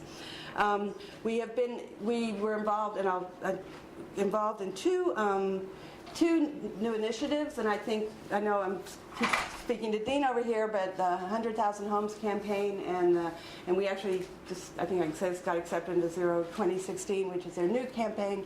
100,000 Homes, we identified 159 people who were likely to die on the street but for their homelessness, and we are prioritizing them for housing. We've gotten special appropriation to house them, and it's been a very eye-opening, compelling cause for the whole community to get around. We were excited to hear, and they're going to announce it today, that we were accepted as a community for the Zero 2016 campaign, which is focusing on, we're going to be part of a number of communities in the nation committed to ending veteran homelessness and chronic homelessness. So we're very excited about that. And what's been really cool about all this is we've developed all these new partnerships. Like, our contract monitor is no longer just the person who comes in and says you're not spending your money right, or have you submitted this report, or we are working with our contract monitors, with our housing agencies, all on these larger population goals, and it's really helped transform the way we work together in Montgomery County. I'm a firm believer in advocacy. I talk about ending homelessness, and to the chagrin of some of our council members who say it can't be done, but it's always good to throw that out and have people kind of gnaw on it and say, okay, what does it mean? And we have a speakers bureau where we have clients who are willing to tell their story and talk about what they experienced and what it took for them to end their homelessness. And I'm just going to end with this picture, and I think some of you have seen it, and my good friend Linda Kaufman and colleague from Community Solutions uses it all the time. And she asks very compelling questions of how old do you think people are who are sitting in this picture, and what do they look like? Do they look like they might be?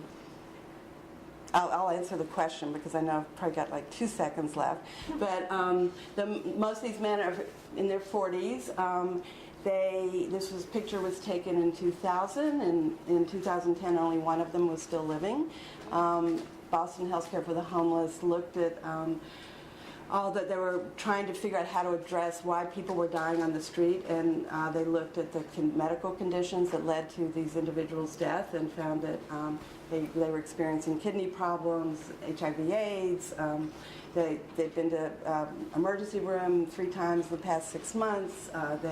There were a number of factors. They were trimorbid, meaning that they had behavioral health, substance use problems, and primary care problems. They were over 60, so Boston Healthcare for the Homeless developed something called the Vulnerability Index, which is a survey we've used to identify those who are most vulnerable. And you rank people according, they self-reporting rank themselves according to their vulnerabilities. So the people with the highest score get the housing first. So thank you very much.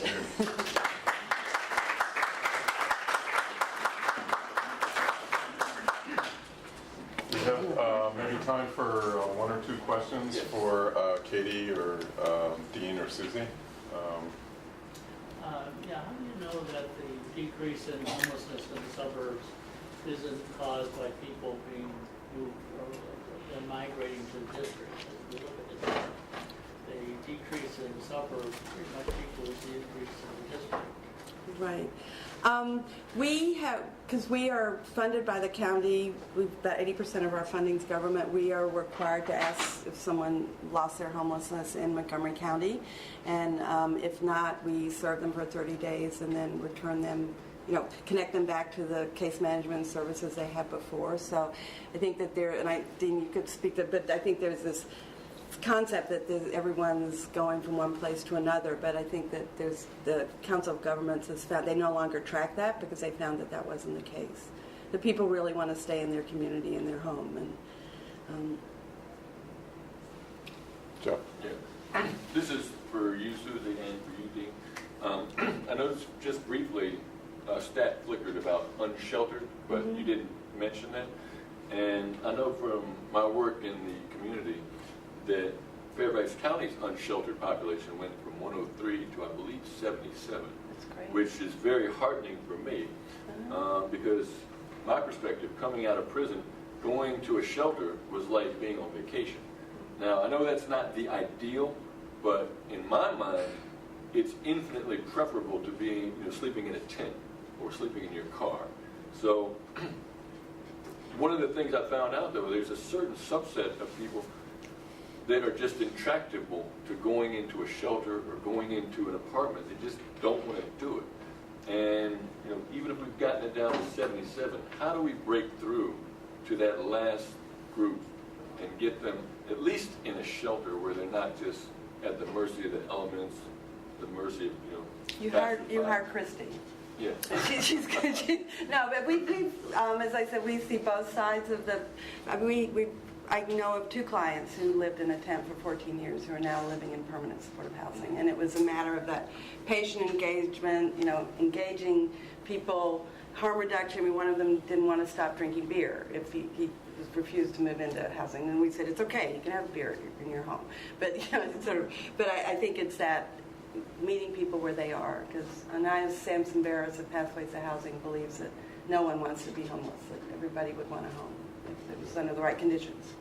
No, and I would sort of second that. I mean, we participated in the 100,000 Homes campaign as well. Many communities around the country participated in that, and really we went out into the woods and identified those individuals who were residing there. Many of them had been homeless for many, many years, and we had 200 to 300 volunteers, and the majority of those volunteers believed, after seeing them out in the community, there'd be no way that these individuals, after hearing their story and their situations, the choices they've made to be living outside, that they would want housing, which turns out to be not the case. And so we have targeted, for example, our most vulnerable of those individuals. We identified the most vulnerable, 157 that we saw sleeping outside over the We had course 158. See that? Montgomery and Fairfax is always sort of We're competing with. yeah, in most ways, it's funny. And so we set a goal. And these are individuals chronically homeless over 5 to 10 years, major medical issues, and for example, this year we housed 50 of those individuals in 1 year. Far more than we would have ever imagined that we could do as a community. Individuals, each one, before this campaign, we would have thought, if we could just house a couple of these. Right. These are just like our hardest to serve. But in reality, many of those are now housed because of the commitment and because of offering them safe and affordable housing. And our chair of our county council went out and got scared by a deer at 2 in the morning. But other than that, he's just a standard bearer for we've got to get these people, got to create the resource. But thank you for that question. So the idea of the continuum of care became really hot in the 90s following the first CARD Act, and now with the new version of it that was passed in 2009, Housing First is sort of the new policy push. Do you think that the idea of a traditional continuum of care model can coexist with Housing First? Very interesting question. I think that communities really are challenged to make sure that it can work because, as Katie had mentioned earlier, there are many transitional housing programs which are serving people who need to stay longer periods of time. and really, based on their certain situation, benefit from a transitional housing program. Many people believe that there were far more people, I think, that needed transitional in our community than we've realized do need that, but there's certainly still a role for that. And so with rapid rehousing and a 2-year length of time, for example, transitional housing program, it really makes that a challenging dynamic, especially when the federal government is prioritizing permanent supportive housing. So we're looking at different service mixes, looking at developing housing programs that really tailor to more closely to what people really need in terms of the length of time and what services they really do need, so that it's not sort of transitional or else versus a more tiered approach, really targeting housing with services based upon really what people need. Yeah, I think the concept of a continuum of care is really good to bring everybody together who's delivering services, and also we in Montgomery County, we're trying to bring in the hospitals and the police and the behavioral health providers. So I think it's a way to right-size resources and gain access to other resources. HUD's really pushing prioritizing people's placement into permanent housing, so I think we're seeing a little bit of that disequilibrium with the transitional housing providers, but I think there are some people who want, a treatment program for 2 years and be, so I think it's a good question, I agree. Well, we better move on to the next panel, but join me in thanking the panelists again for putting us out. Thank you, my stick. Oh, right there, thank you. Thanks very much, Alan. I'd like to suggest that we take just a few minutes of a break. I don't think our coffee is out there yet, but any presenters on the next panel, please come down so we can load your presentations, and we'll just see you back in a couple of minutes. Okay, well, I think we should get started for our second panel. I guess our coffee break arrived a little early, but we should be able to accommodate everything without a problem. We just have a shorter second coffee break. So our second panel today is going to focus on federal initiatives, we had state and local initiatives, and we have speakers from Housing and Urban Development and VA. And our first speaker is William Snow from Housing and Urban Development. So thank you so much for joining us.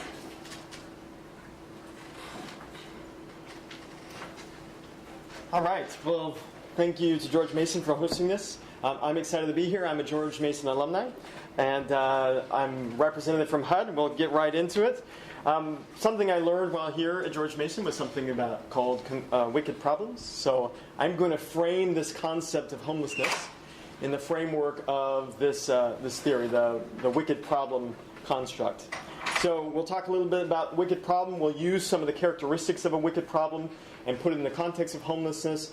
But my takeaway from all this would be, in spite of it being a wicked problem, it is a solvable issue. And it's something that we can wrap our hands around. We can get to serving those who are most vulnerable in America. So, wicked problems. What are some of the key characteristics? This is not an exhaustive list. There's a lot of research on it, but I thought I'd pull out a few things that would be helpful for today. So among the characteristics of a wicked problem is that each problem is unique. Homelessness is different than poverty.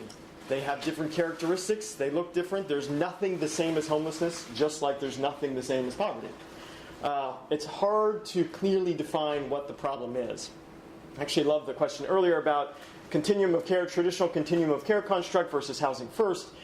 That's just one example of things are changing. The ways we approach the system are changing, and that kind of rolls into the next characteristic, the no right or wrong solution.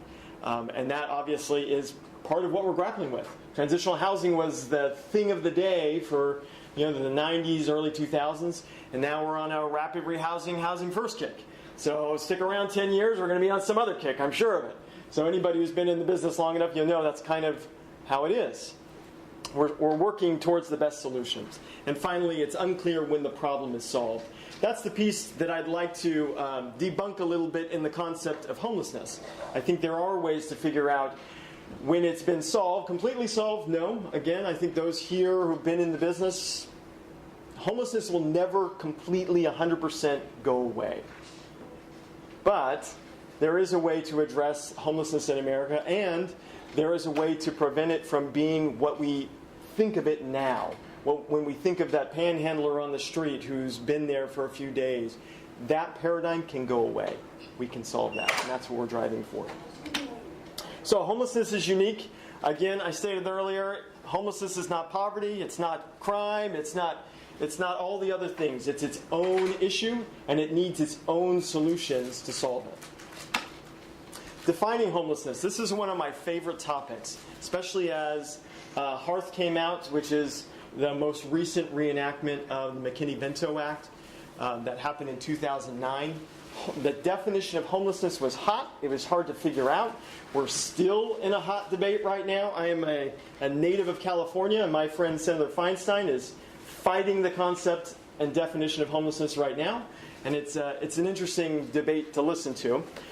In spite of it not being as easy to define, there are some things we can look at. So I start with my selfish view of how HUD defines homelessness. We look at persons who are in shelters, on the street, or places not normally or designated for places for humans to sleep in. Persons who will immediately lose their primary nighttime residence, and persons fleeing domestic violence. There's another small aspect of the definition that also allows for other definitions. It's not particularly helpful in this construct here, as I define the HUD definition, because it defines other or allows other definitions. But what do some of those other definitions bring in?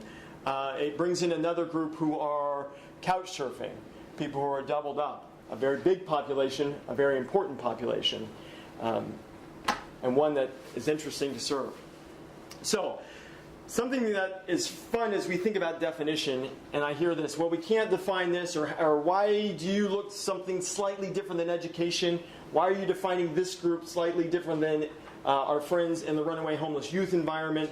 And I'd like to step it back and say, what are we trying to achieve? And there's rarely any fight over what we're trying to achieve. We want to stably house people. We want to get them off the streets and have a semblance of independence. Some, they'll need subsidies perhaps for the rest of their life, and others, no. You provide the support they need, a temporary support, and they're off and running. And very few people, again, disagree with that construct. Another thing that few disagree with is the idea that people who are living on the streets and living in shelters are homeless. In spite of the definitional differences, nobody says that those people are not homeless. And so that's an easy place to start with. And that's actually the congressional construct in some ways. When we do our point-in-time counts, or I should defer actually to our communities who really do the counts, but when we set them up from the HUD perspective, we actually have a statutory limitation on who can be counted. And that is people who are on the streets and in shelters. It specifically prohibits other groups, like those who are doubled up and couch surfing.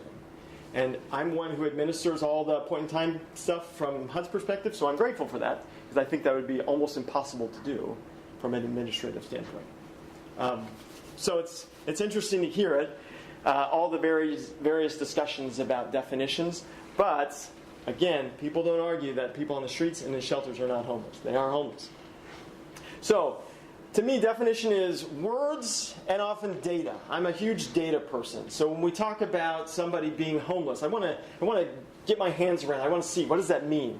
So this idea of people on the streets or in shelters is something that we try to enumerate every year. We try to capture through the point-in-time count on a given day in the last 10 days of January how many people are in shelters and on the street.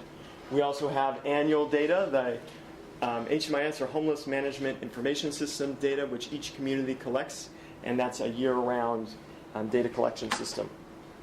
So just as a matter of graphic, this is our shelter and transitional housing, and that's how we define the pot of people who are in shelters. This is our annual data, and this is data from HMIS, or Homeless Management Information Systems. So in 2012, we estimated that there are roughly 1.49 million persons who are in a shelter or in transitional housing. That's a lot of people. 2013, we haven't released that. We will soon, and I will tell you that the trend is going down. And that's a good thing. It could mean a few other things too, right? Could mean that housing stays are longer, so you see people aren't able, not as many people are able to be served when housing stays are longer. Those are things that we have to grapple with when we're looking at numbers. The point in time counts. We're seeing a downward trend. We're very happy about the downward trend. The steepest aspect of these 3 lines is in the unsheltered data. That's where it should be. We want to see the people on the streets getting out of the streets and being placed in the shelter. And again, I take my hat off to our street outreach workers. I think they're unsung heroes across the country. They go out and find the hardest people to serve, and they bring them in, and they give them permanent housing. And they're debunking the myth that people don't want housing. They do. They don't know it sometimes, and that's what our street outreach workers help them do, is understand they do want it, and they're grateful when they get it. So it's exciting to see. So finding solutions to homelessness. Again, I said earlier, it's one of those things where I think there is something we can do to solve homelessness. It doesn't mean 0 people in shelter, really ever. There will always be people cycling through trauma. They'll experience it. Hopefully, it'll be short term. We'll have systems in place. We'll address it, and we'll help them move on. So, we've already heard about the federal strategic plan. Thank you for those who did that. I was listening thinking, wow, I won't spend any time on that. I like that we even had the update that ending chronic homelessness was updated 2016 very recently. And that's kind of exciting for us. There's a whole nother political science discussion about budgets and calculating how many people can be served by a certain amount of units based on how much Congress gives. That's a very fun research discussion, but not one for today. So the point in time count is critical for how we measure these goals. Why do we choose a point in time count? I could tell you all the criticism in the world on point in time counts because I hear them and I read them in articles, especially recently. I will be the first to say they're not perfect. But I will also say that I have not seen a better way to capture our homeless population, specifically our unsheltered population. Nobody who complains about the count can show me a better way. So until they do, and they show us really how to get down to the science of counting even, we're going to stick with the point in time count. And it is a good and helpful measure. Again, remembering it's at a point in time, and things happen during the year. And things look a little different in April than they do January, and we're okay with that. So what are some of the strategies to ending homelessness? Again, you're going to hear a broken record here because you've already heard some of the things that were mentioned. I picked about 8 strategies that we're focusing on at HUD, that the VA has been focusing on, that I think the homeless system is working on. The first is that there's no single solution for solving homelessness. We know that. We know that chronically homeless people and youth, the same intervention is not going to work. It just won't. Same with veterans often. Unless they're a chronically homeless veteran, they're going to look different than, again, our youth or another single individual. They've dealt with different problems. And so our solutions need to be tailored to their needs. There are several strategies that have been proven over time. I think we've heard about rapid rehousing here today. Permanent supportive housing has been a long-time solution that's providing a long-term subsidy with wraparound supportive services. That will not go away. That's been fantastic for our chronically homeless population. More things are being investigated. We talk a lot about rapid rehousing. I will tell you the research is slim on it.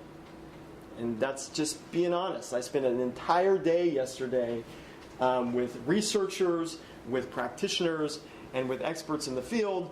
And we talked about how little research has validated the idea of rapid rehousing. Now, the research that has been done looks great. It's told us very positive things.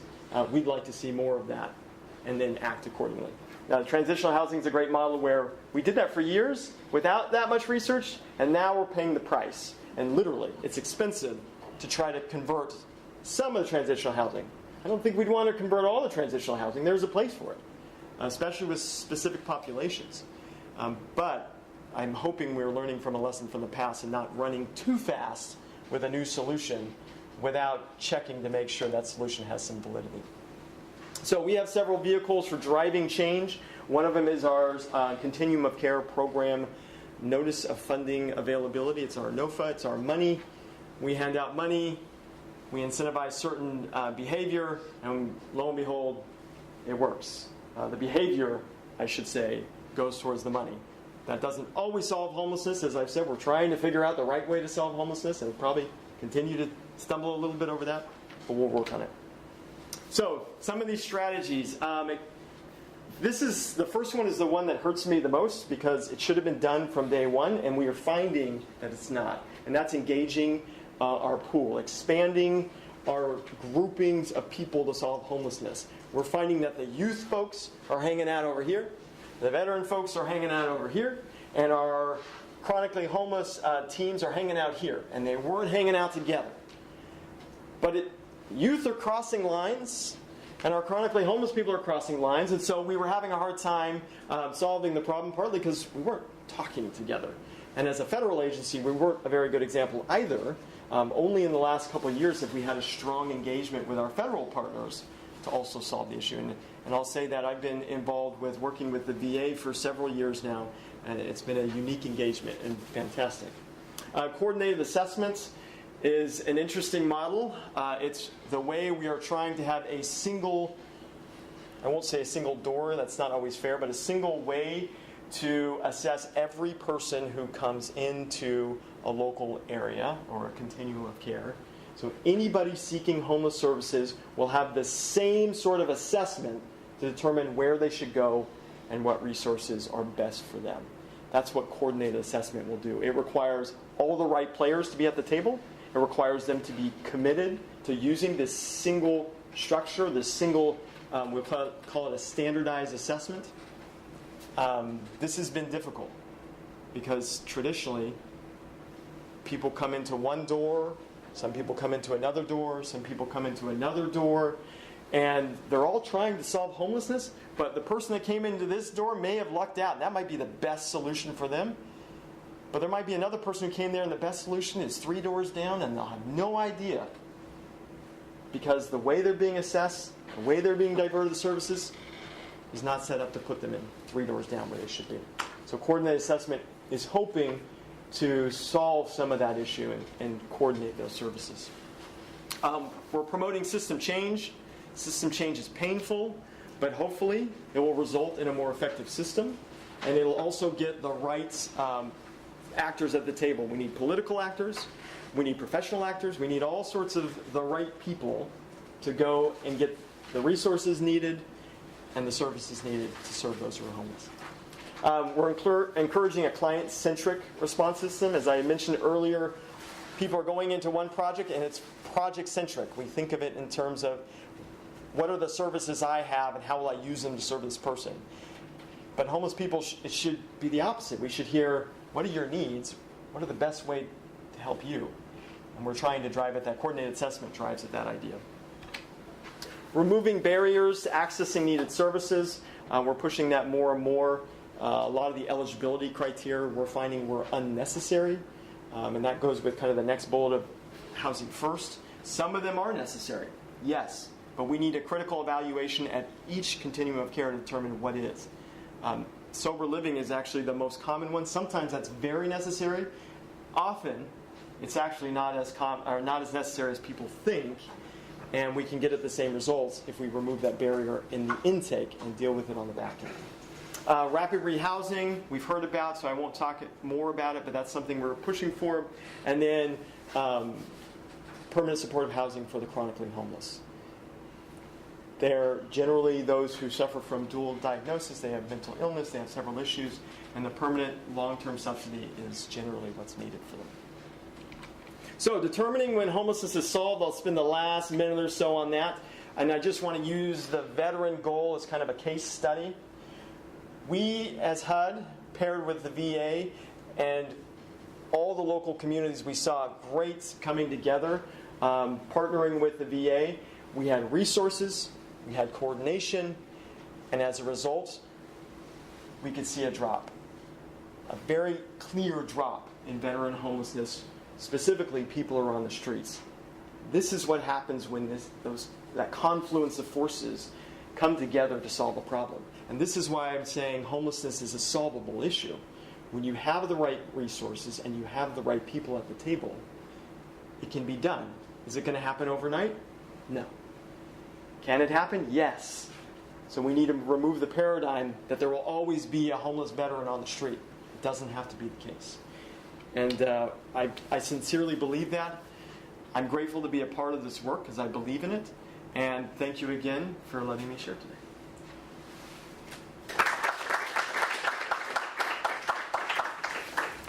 Thanks so much. Our next speaker is Megan Cusack from the National Center on Homelessness Among Veterans.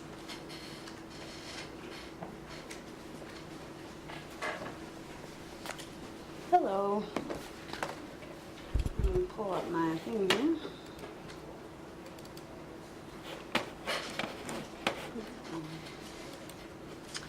So my name is Megan Cusack. I work at the VA National Center on Homelessness Among Veterans.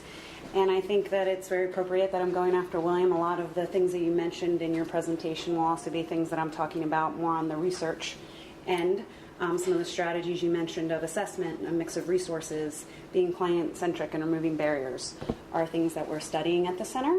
So our research priorities fall within these areas. I'm going to be quick due to the limited time. We do so much at the center. It's hard to kind of condense it down into a brief presentation, but they're generally in these areas. So risk assessment and prevention, kind of identifying the individual factors that lead people to homelessness and how we can target our resources to help prevent that. Also demography and epidemiology. So that's kind of the overarching trends within the field so that we can, again, learn to target our efforts so we can better ensure that people aren't homeless. And then also model development and evaluation. So what are the current programs that we have? How can we ensure that they are maximize their impact and prevent and end homelessness? So I'm going to just go over some of the select findings from just some of the research that we do. You can always visit our website to learn more about what's going on at the center. So first, risk assessment and prevention. There's a homelessness screening clinical reminder that is an ongoing universal screen for veterans that are accessing outpatient healthcare services at VA medical centers. So it's actually embedded in their VA medical record. When they go to the VA for healthcare, a staff member asks them these two questions to try to identify if they are, in the first question, either homeless or, using the second question, at risk for homelessness. And so the objective is to quickly identify veterans who are homeless or at risk and get them referred to the types of services that might be able to support them so that they can resolve their housing instability.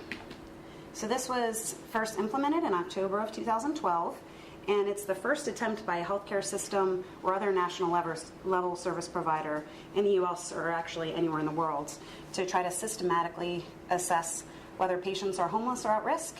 And during the first year of its implementation, so from October 1st, 2012 through September 30th of 2013, over 4 million veterans that went to the VA for healthcare services actually completed the screener. And you can see the statistics there on the screen, that the vast majority of them were negative. They didn't screen positive for homelessness. Slightly less than 1% screened positive for homelessness and 1% for risk. So these veterans were then referred to services. If they came back to the VA within 6 to 12 months after that initial screening and they had screened positive, they were then rescreened, and 85% of those that were rescreened, slightly over or almost 18,000, had resolved their housing instability, which is great, but the other 15% either remained homeless or at risk for homelessness or switched between the two categories. So that's still a significant portion of people that we'd like to ensure that we're targeting to get them the resources that they need. And we will be doing this. One of my colleagues, Anne Elizabeth Montgomery, just received merit funding to look more at the data and do some research around the homelessness screening clinical reminder. We just call it the screener usually in the office.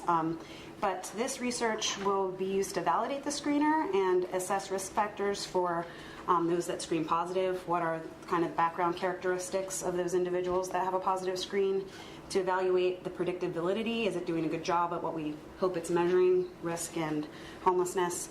And then thirdly, to see if the veterans that are being screened are then going in for services. Are they accepting the referral, showing up for the referrals, and getting the services the interventions that they've been referred to? So this will also look at assessing the effectiveness through qualitative interviews with veterans, so actually asking veterans that have completed the screener about factors that led to their positive screen, that led to their housing instability, that led them to either accept or not accept a referral for services, what types of services would they like to see, what would they have found helpful. And it will also include working with the VHA social workers and staff at the hospitals about their work, the referrals that they're doing, and how we might be able to, on an organizational level, affect, the most effectively link veterans with the services that they need.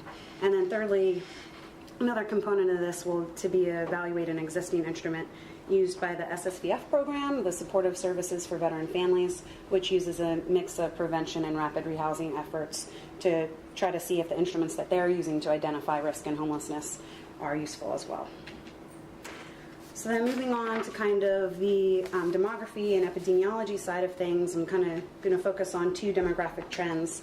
So the first being aging and mortality. So what we'd seen in the past was that homelessness was largely a cohort-related phenomenon. So you see in 2000 and 2005, it's kind of the same trend line. It's just that these folks are aging, so it's kind of the same folks just getting older, which actually does have implications for the types of interventions they might need. They might have now more healthcare concerns as they're aging.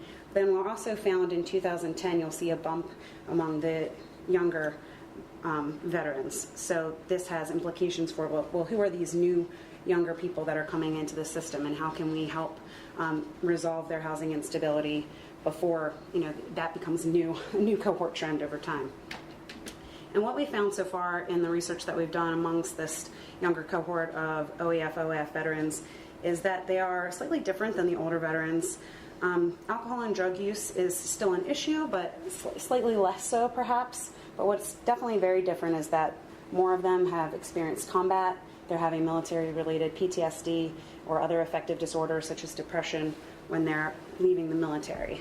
And these seem to be correlated with their becoming homeless. So deployment was associated with an increase in homelessness risk. And again, suffering from the PTSD was also associated with homelessness risk. You can see that 1.2% for men and 1.6% for women. We're also seeing that behavioral health disorder is related. If they were only 18% of the veterans that left the military with a behavioral health disorder, yet they comprised 44% of those who eventually became homeless.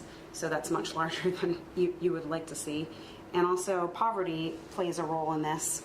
So veterans aged 25 to 34 experienced significant increases of poverty rates over the last decade. And though you've seen the unemployment rate among veterans as a whole be lower than the national population, that's not the case with these OEF, OAF veterans. They actually experience higher levels of unemployment. And you can kind of see this translated perhaps into their homelessness as well. Veterans that were in the lowest pay grades in the military accounted for 72% of those who later became homeless. So we kind of are understanding a lot of the risk factors on becoming homeless. Another things that we've looked at is discharges related to military misconduct and subsequent homelessness. And here again, you'll see that it's a small number of veterans that actually had a misconduct-related discharge, 6% of veterans, and yet they represented between 25 and 30% of the homeless population. So it seems to be another area where we might want to target intervention resources before homelessness becomes an issue for them.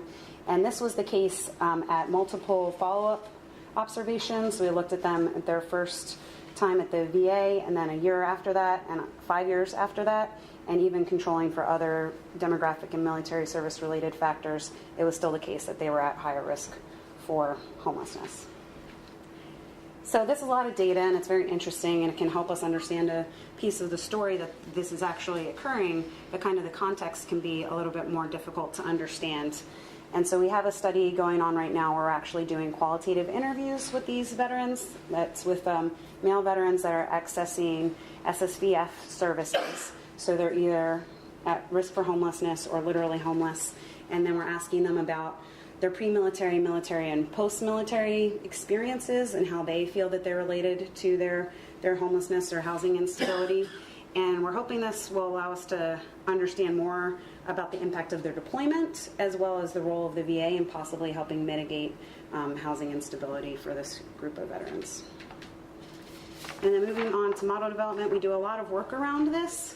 One of the big studies that I'm working on right now, and it's been keeping me up, is the HUD-VASH exit study. So HUD-VASH, I'm sure most of the people in the room are familiar. It's the partnership between HUD and the VA, and it provides permanent supportive housing for veterans. So it's kind of like a Section 8 housing choice voucher partnered with the VA, provides supportive services, case management for veterans.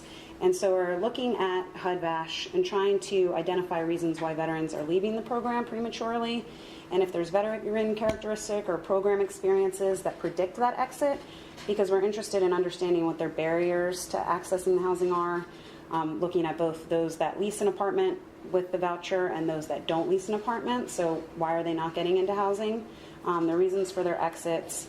The housing destination veterans exit, are they exiting to another type of housing that might be very positive, or are they going back to shelter, living on the streets, to help us try to come up with best practices so that people will not remain homeless.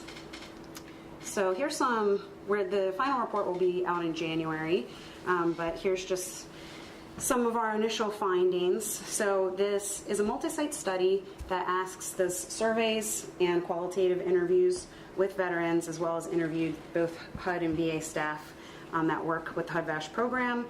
And one of the questions on the instrument asks veterans to identify their main reason for exiting the program. And they could be a positive reason, like their income increased and now they can afford housing, which is great, or it could be a variety of other reasons. Unfortunately, the majority of both veterans that had leased up, as I had said earlier, and not leased housing with the HUD-VASH voucher were negative, and this was their self-reported. They had probably 20 different options to choose from, and you can see on the screen what they said. Most commonly, leased up exiters reported a worsening in a medical, mental health, or substance use condition, or difficulty with their housing as their primary reason for exiting the program. And non-leased exiters are most likely to indicate that the voucher had been revoked by the housing authority, or again, difficulties with housing were their main reasons for exiting the program.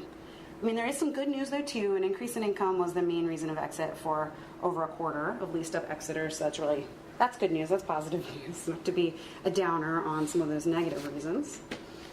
And then, as I said, our time was short. We're also doing work around unsheltered veterans. I know there was some discussion of that earlier. It's hard to find data on unsheltered veterans by the nature of them being unsheltered, but also focusing some of our work on women and families.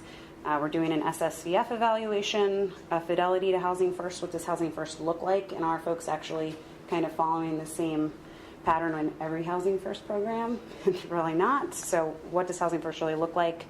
And then a lot of folks had mentioned HMIS. We're trying to link up HMIS data with some VA data at the center so we can see what types of services veterans might be accessing in the community, and maybe there's some ways that the VA can get more involved in assisting with local homeless efforts. And then the homelessness analytics application, if you haven't been there or haven't heard of it, it's probably of interest to most everyone here. It has a ton of data. It allows you to create charts, to look at maps, to do all kinds of things. That uses national, state, and local information about homelessness, both for veterans, non-veterans. So, anyone can access this, and it can kind of empower communities, or if you're applying for grants, it's probably endless, and we're continually trying to add more data to that and make it more user-friendly. So it's homelessnessanalytics.org. And then I wanted to put in a cartoon because I figured it's midday. People might enjoy a cartoon, and I'm a data geek, so I sometimes just sit at my desk for like 10 hours and I don't even get up to get a cup of coffee. But I'd like to think that I am on the edge of glory and that we will end veteran homelessness and homelessness in general in the United States and our community. So we're almost there. We can do it. I believe in this. And then I wanted to put up our web address so that if you're interested in learning more about some of our research initiatives, you can go to endveteranhomelessness.org. And as I said, we have a mailing list, so you can keep apprised of the latest stuff that we're doing. So, thank you.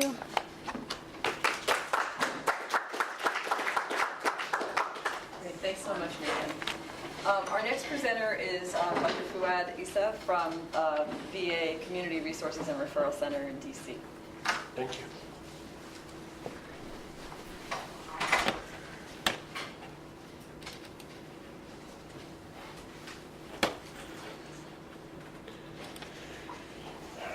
Okay, thank you very much for inviting me. This is the third year that I attend, and I really think this is a wonderful program and opportunity for us in the community to connect and learn from one another's experiences. I work here in DC at the VA in DC, but not for the national office, but for the hospital. As well, some of you might know, the VA, the healthcare system in the VHA is divided into 150 areas. Each one of them has a hospital as a center with lots of community centers around it. Now, one of the National Center on Homelessness amongst veterans that you just heard about now a minute ago has several initiatives, and one of them is the healthcare part, the physical, not the mental health care part of it, and that's called the HPAC initiative. HPAC stands for homelessness. It stands for Homeless Patient Aligned Care Team. In VA lingo, Patient Aligned Care Team, PACT, essentially is a clinic. So it's the homeless clinic. So that is establishing clinics to deal with the medical issues that homeless veterans face. We have heard a lot about the mental health issues, but we didn't really talk enough about the physical issues that are there. There are lots of problems that face our homeless veterans. There was a brief touch a minute ago on that slide, and that is life expectancy amongst homeless people in general, and that applies also to veterans, is somewhere between 50 and 20 years less than the general population. That is very significant. But also the other point is that there's a lot of costs involved in dealing with the medical illnesses that homeless people in general face. I'll just ask you a quick question, and if you can guess, what's the percentage of people who visit emergency rooms in the country? Not the VA, any hospital, any emergency room in the country. What's the percentage of those who go there for social reasons, i.e. have a need? It's about 30%. 30%, and the VA has a similar number of that. So it's really important to come together, work together, have an integrated model to help both the veterans and the system. So when our system is less burdened, we can provide more services in return, and so on.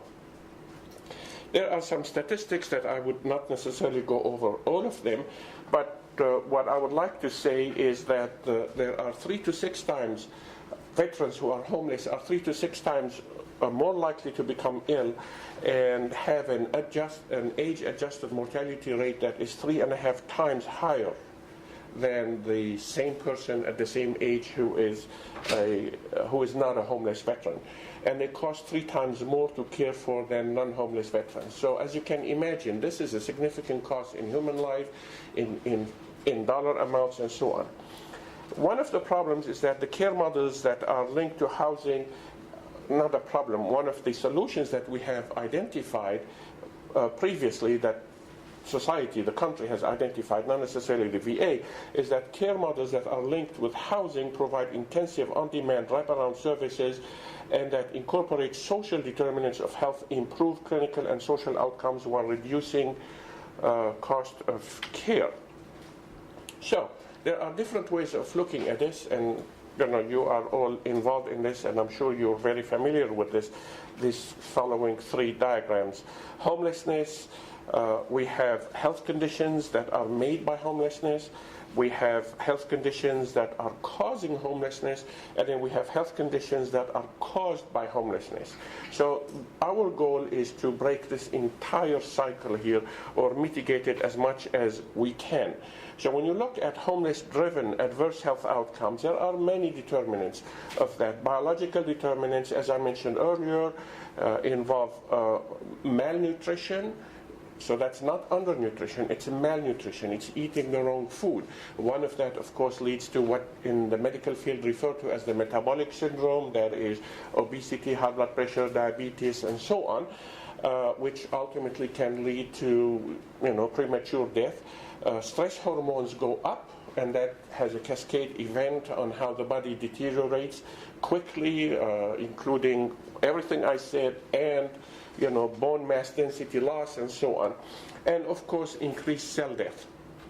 Environmental factors, risk factors, high risk environment inadequate care systems, capacity to address social determinants of health. It is the VA, well, I can speak for our VA, we do have a social worker who is at the VA Medical Center emergency room until 12 midnight. And there's no social worker from 12 midnight to 6 a.m.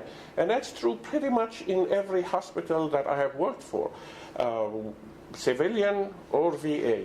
So somehow there should be no problems that happen after a certain time at night. They just disappear. That's obviously short-sighted from the administrator's end.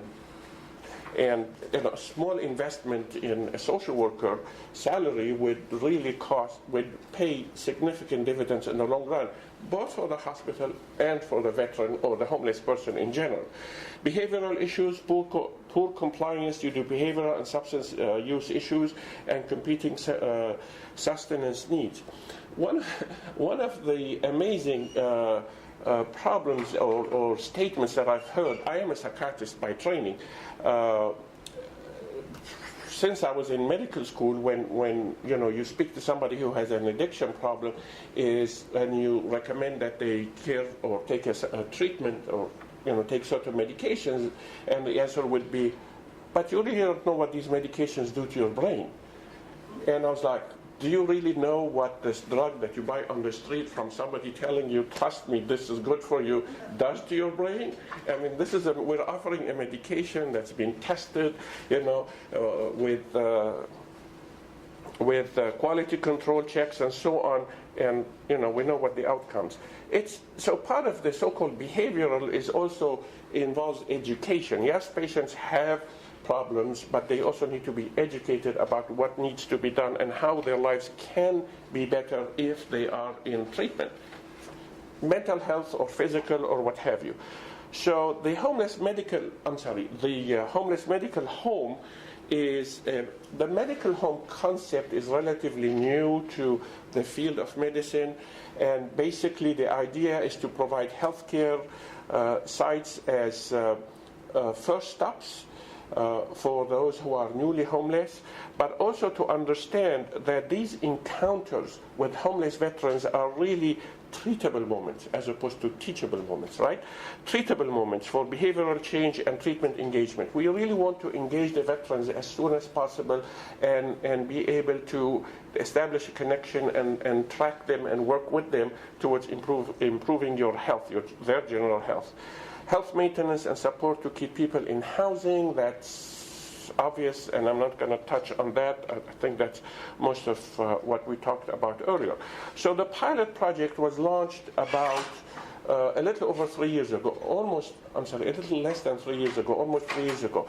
By the end of this year, there should be 53 centers operational in the country, so-called homeless packs or H-packs in VA lingo. What I will be presenting to you is now a brief, after describing the model, I will just present a brief cut of our latest look at the data. The data here is national. I'm not presenting to you the DC outcome data. All the data is collated by the National Center, which is based in Connecticut. And Dr. O'Toole, whose name was on the first slide, is the one who led the issue, and he's really a wonderful, very thoughtful and caring physician. He actually lived and worked in DC for a while and worked for the Unity Clinic for several years before he joined the VA and ultimately ended up in New Haven. So we have 14,000 active patients, or we did as of June when this data was collected.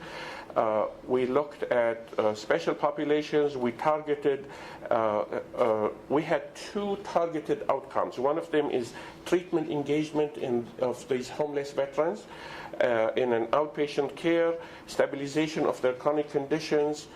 That's one targeted outcome, and the other one is expedited housing placement and reducing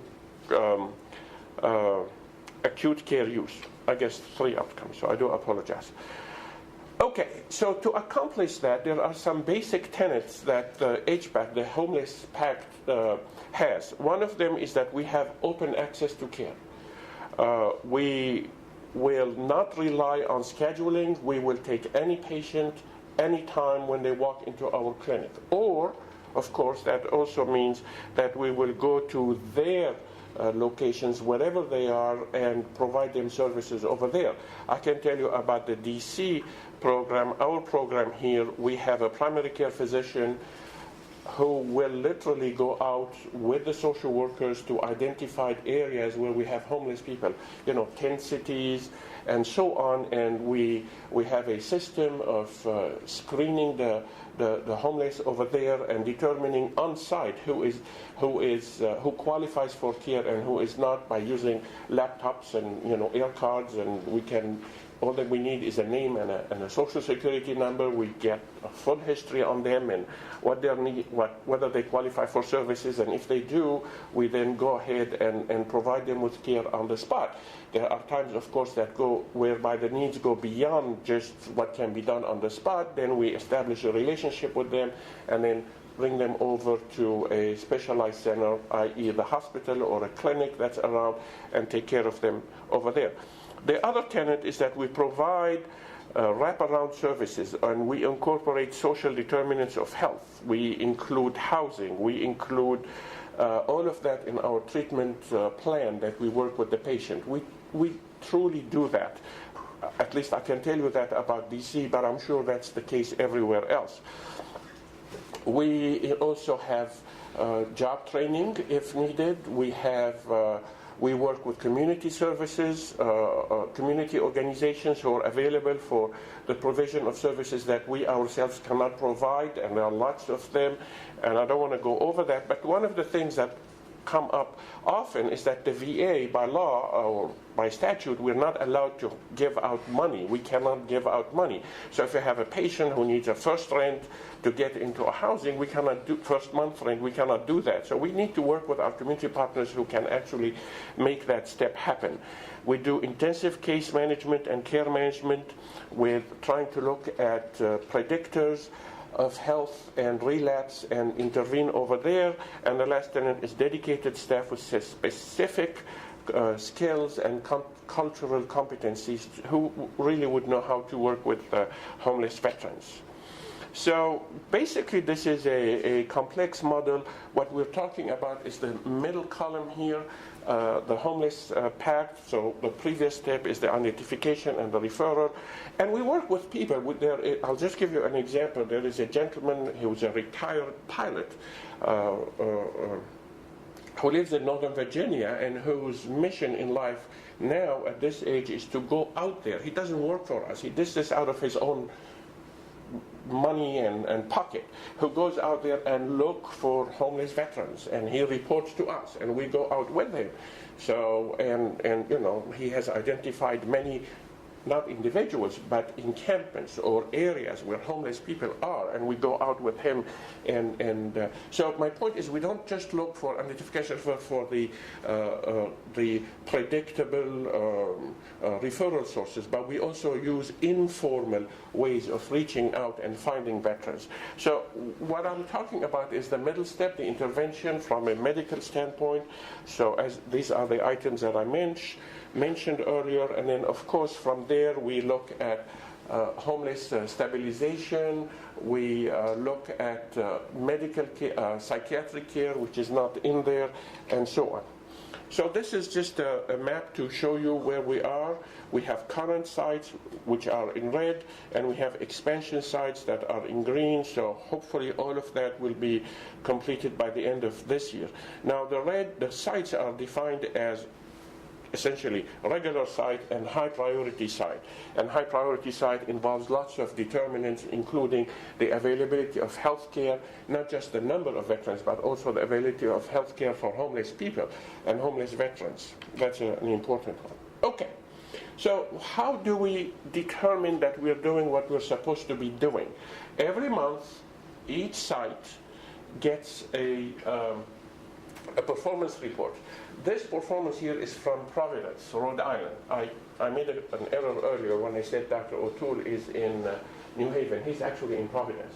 So this is what every site gets. What we look for is the following. We look for utilization review of medical services in the 6 months following the first contact with an HPAC team, and we compare that with the 6 months of utilization of medical service in the 6 months prior to their engagement with the team. So that's how we decide whether we're moving in the right direction or not. And when we do that, for example, as I said, this is an example of the monthly report. You look at the data for on a monthly basis. The first one is the panel size, that is the number of homeless veterans who are registered in this particular team, and ideally it should continuously go up. Right now in DC we actually have 220, so a little less than Providence. Part of it is they started in early on in 12. We did not start until 2013 in March. So we were a little late, and that was because of, as strange as it may sound, having a hard time finding the proper primary care physician and going through all the credentialing processes. OAF, RAF, these are the younger veterans, represent about 10%. We look at women distribution, we look at age, 7.4% of them are over the age of 65. This is a statistical report. The higher the number, the higher the acuity, so that you can have an idea. A general clinic at the VA has a DCG score of 0.9. So when we're talking about a 0.1, that's significantly more sicker patient population. So I will not go further down on this side. I will just want to show you this. This is probably the most important slide that everybody is looking at very, very, very carefully, not just within the VA. We're being approached by healthcare organizations, by Kaiser, for example. They want to learn because this is significant. So if you look, again, that's the Providence program. You look at the 6 months there, we have had, compared with the prior, when you look at the net number, so there are 2 points here. We have net number of emergency department, ED, visits, and the net change in hospitalizations. What you will see is you see 45% less emergency room visits in the 6 months since they started the program in Providence compared with the 6 months before, and you will see the number of hospitalization days, 61% less in the first 6 months after this program was started compared with the period before. And then you look at the national data. The national data varies, as I said to you, primarily because these centers did not all start at the same time, so we have different start dates. But as we go, we will have better and better numbers, and this is really impressive. If you turn that into dollar amounts, this is what you will find out. 22% reduction in emergency room will save the VA $3 million. 28% reduction in hospitalizations will save the VA $5 million, and so on.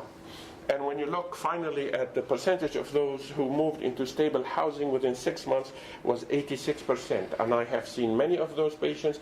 Our team who goes out does not only have a primary care physician, but also a psychiatric provider, other than the social workers. So it's either a psychiatrist or a psychiatric nurse practitioner and what have you.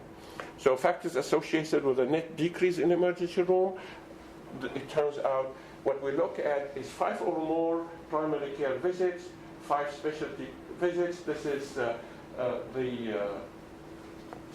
the odds ratio, 1.4%, 10.4%. So if a veteran had seen a primary care physician 1.4% times more than they were doing before, odds are very high that they are going to do well and move forward, and so on. If they had 5 specialty care visits, odds are 11% more that they will do better than before, and so on. And of course, stable sheltering increases the odds to 3.4 times.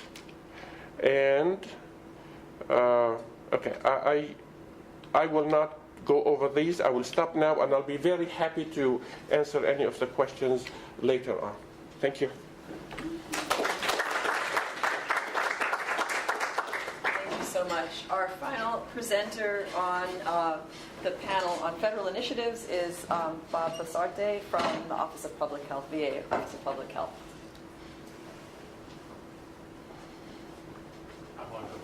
you're on your way. Here it comes. It's like an awards show when you go through that long walk. I want a trophy.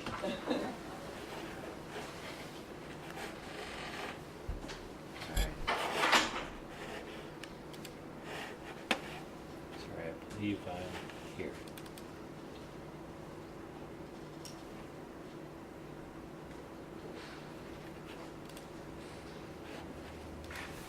So thank you for inviting me today. It's a pleasure to be here. Fortunately for all of you, I speak incredibly fast, and so we should be able to squeeze this in about 3 minutes. I'm going to talk to you, truth in advertising. I'm a suicide prevention researcher and epidemiologist who has done some work with the National Center for Homelessness among veterans, specifically looking at risk for suicide and mental health conditions among homeless populations. It's probably not a surprise to all of you sitting in this room that there's a lot of comorbidity. Homelessness and mental health conditions. One of the primary focus of suicide prevention in VA has been identifying persons with psychiatric disorders at risk for suicide. It makes great sense that if there is a high prevalence of psychiatric disorders among homeless populations, and we have programs set up for that group, and we have suicide prevention programs, the two should inform each other. And that we should probably be doing mutual screening or concurrent screening so we can detect suicide risk among persons who are homeless and vice versa. Look at homelessness as a precipitating event for risk for suicide. So, like Megan, I'm going to run you through a tremendous amount of data, which should be fun for you all. But if nothing else, it should leave you with a very good sense of where we're at and what we know and what some of the work that we've done in this area has been telling us for the past couple of years. That's an outline. It's pretty standard, so we'll move on to the next slide. There's every reason to believe that homelessness at time of death from suicide is higher among veterans. I'm sure that many of you have heard that veterans are at risk for suicide. There's been a lot of information about that in the press recently, for the past 10 years or so. I guess it's not all that recent anymore. But we also know that risk for suicide increases during transition out of military service. And the work done by Steve Metro and others at the National Center for Homelessness Among Veterans also tells us that this is also a period of housing instability. So the two could in fact be intertwined. This is just data that I took from the National Violent Death Reporting System that looked at the prevalence of homelessness at time of death from suicide among those who, among veterans and non-veterans over a multi-year period there. And consistently, we see more homelessness among veteran populations at time of death among suicide decedents. So irrespective of the underlying rate of suicide, we know that homelessness was a factor at least identified at the time of death among among veterans who die from suicide. We've also looked at some of the factors that are associated with suicide attempts among homeless veterans. These data were taken from the Form X assessments, the intake assessments for homeless services that you've heard about before in VA. And we know that psychiatric disorders are prevalent among this group and that they increase risk for suicide behavior. Very consistent with what we know about the associations between depressive disorders and other mood disorders and suicide risk. The strongest association for suicide attempts among homeless veterans was in fact mood disorders. So we begin to get this picture of risk. We know that homelessness is in fact associated with veteran suicide risk. We know that some of the characteristics of suicide on that population appear to be very similar to those that we expect in the larger general population. So there are a couple of questions, I guess, that begin to move their way to the front. Is suicide risk among homeless veterans in fact unique, or are they concurrent risk factors? Is homelessness uniquely predictive of suicide, or is suicide among homeless populations unique in its etiology? And we began pursuing both lines of research, trying to understand whether in fact we had a unique outcome or whether we had a unique predictor. Just quickly, a lot has been made of the age thing, and this is one of our early findings that we sort of stumbled upon, quite frankly, but published nonetheless because I'm a selfish academic as well.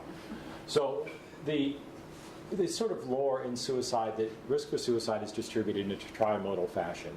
It peaks during late adolescence, early 20s, peaks again during middle-aged years, and then peaks again during older adult years.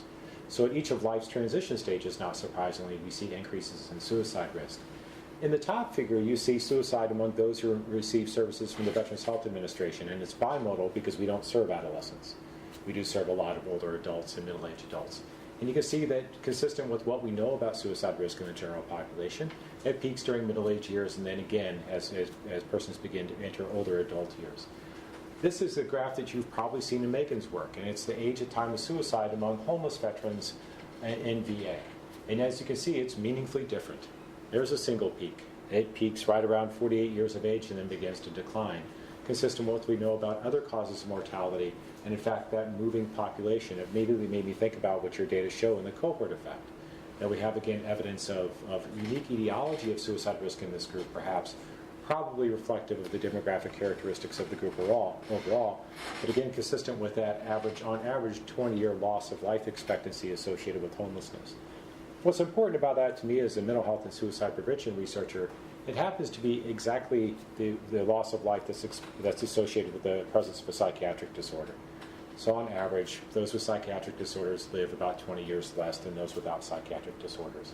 And you begin to see those commonalities emerge even further. This is a fun graph, because I like graphs with lots of lines. But it was one of our first attempts to try to understand housing placement and how housing may in fact play into suicide risk. So this is report of suicide behavior, serious suicide ideation or suicide attempt is taken from the Form X. And this is a statistical model predicting the probability of a suicide event, be it ideation or attempt, based on where they were located or housed during the last 30 days prior to their assessment. And what is immediately clear is that there are differences based on where they were housed during the last 30 days. The lowest risk for any sort of suicide behavior is associated with VA contracted halfway house.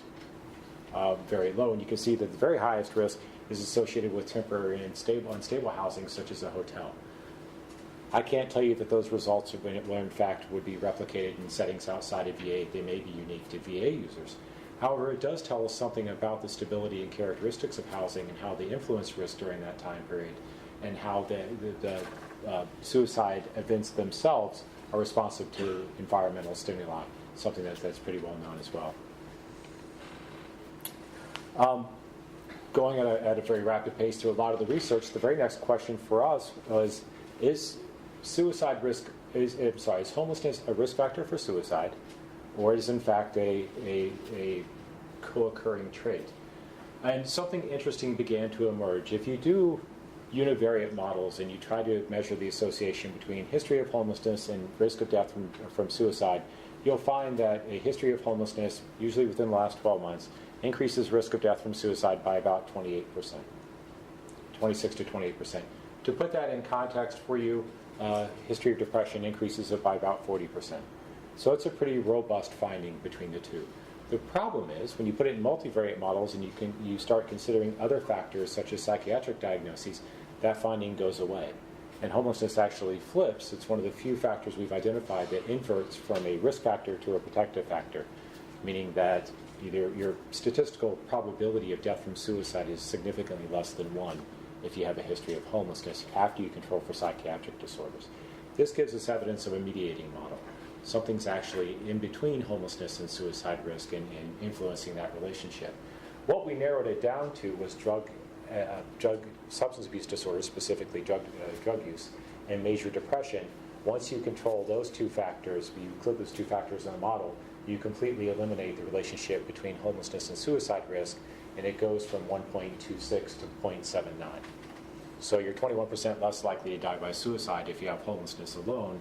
It's the substance use, and depression to actually drive the risk, not the history of homelessness itself. Important to us, because these are two robust risk factors for suicide very established in the literature. So we know that targeting suicide prevention among homeless populations can in fact follow many of the same models implemented for non-homeless population, targeting of underlying substance abuse disorders and depressive disorders, and getting people into effective treatment. Very consistent, I think, with what you've heard before today about screening for services and commonality and consistency in screening and having a common core of elements. This, again, was another piece of information that began to tell us that the two programs may need to share information, in fact, think about common screening and risk assessment. Any questions so far? That's sort of the background, by the way. That's to get you to this point.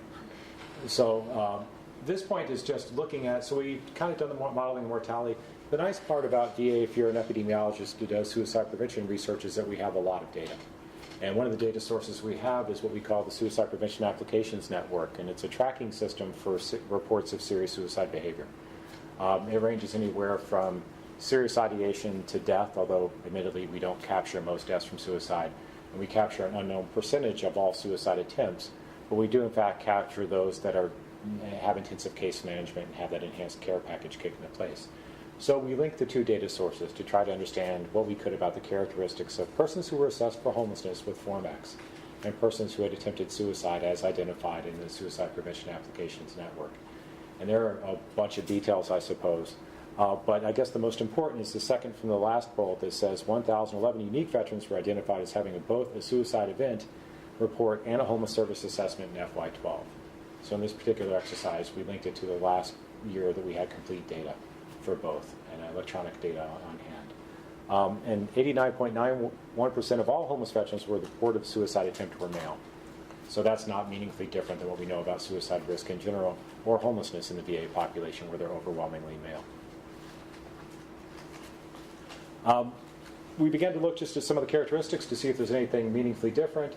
We don't often have marital status in our decedent population, so frequently when you see our analyses, we'll take them from whatever we can get from the National Death Index, which is cause of death, and not much other demographic information unless we can pull it from the medical record. Form X offers us the opportunity to get richer data to begin to understand some of the relationships and characteristics of suicide attempters. Not surprisingly, most were divorced or single, very few were married in a homeless population. Some were widowed, although there was a fair amount of unknowns as well. To be honest with you, this is less consistent with what we know about suicide attempters in general, where comparatively more of them are married, although probably unique to the homeless population, obviously. There is a lot of interest in service-connected disability, so whether or not they were medically or had determined to have a medical or psychiatric disability that prevented them from working. Not a whole lot of evidence for that emerged this is among homeless suicide attempters, by the way. Among homeless veterans who had reported at least one suicide attempt, more than 60% were not identified as having any service-connected disability whatsoever.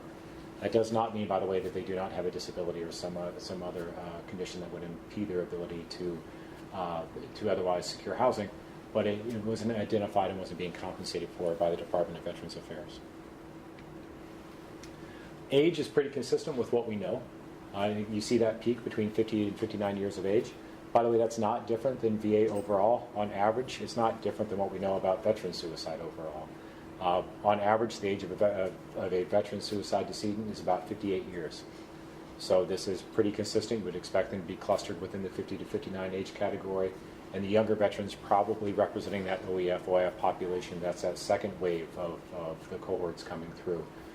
Very consistent with what you saw in age earlier. Very few were over the age of 60 years. We did have enough women to look at rates by gender. One thing you'll notice, by the way, is that the rate of suicide attempt is incredibly high. For males, it was over 2,000 per 100,000. For women, it was about 1,600 per 100,000. To give you some basis of comparison in VA overall, the rate of reports we get for the general VHA population is about 170 per 100,000. So it's about 17 times higher among those who have report of homelessness. By the way, that became another very important point for us. The rate of death from suicide, while a little bit elevated, and as you heard earlier, was largely attributable to psychiatric disorders, paled in comparison to the relative risk for suicide attempt, which is markedly higher, almost 20 times higher among those who have a report of homelessness, which really led us to try to understand why we had so many suicide attempts, although suicide attempts are usually higher, as high as 20 to 1 for adolescent populations and 4 to 1 for older adult populations. But this pattern that you see is more reflective of an adolescent population than it is of an adult population, although it begins to decrease over time. What we did learn, and what was, to be honest with you, a little bit shocking to me, was that 98% of all homeless suicide attempters had a psychiatric disorder. Very rarely do you do research where 100% of anybody has anything. And at this point, it was the closest that I'd seen in a very long time. So we do know that the suicide attempt population in VA is meaningfully different than the overall attempter population and meaningfully different from the overall decedent population. Each year in VA, about 50% or so of suicide decedents have a psychiatric disorder. About 80%, 65 to 80% of the attempters have a psychiatric disorder. But there is a meaningful proportion of those who die or attempt suicide who do not. The most common was a substance abuse disorder and alcohol use disorders, consistent again with what we saw in risk driving risk of death from suicide. Any substance abuse disorder, alcohol disorder, or other substance abuse disorder were clearly the most prevalent, followed by depression and bipolar disorder. So again, the two factors that we identified as having the strongest associations with risk of death from suicide were also the most prevalent among our suicide attempting population. PTSD was in there too. Obviously, marked differences between those with and without the suicide attempt report. More than 45% of homeless veterans who had attempted suicide had a diagnosis of PTSD, or at least one diagnosis, compared to about 17% of those who did not attempt suicide. Other anxiety disorders were also fairly prevalent at over 40%. Schizophrenia was obviously much higher in the homeless population than it is in VA overall, but at about 16% in the suicide attempters and 6% in those without history of suicide attempt.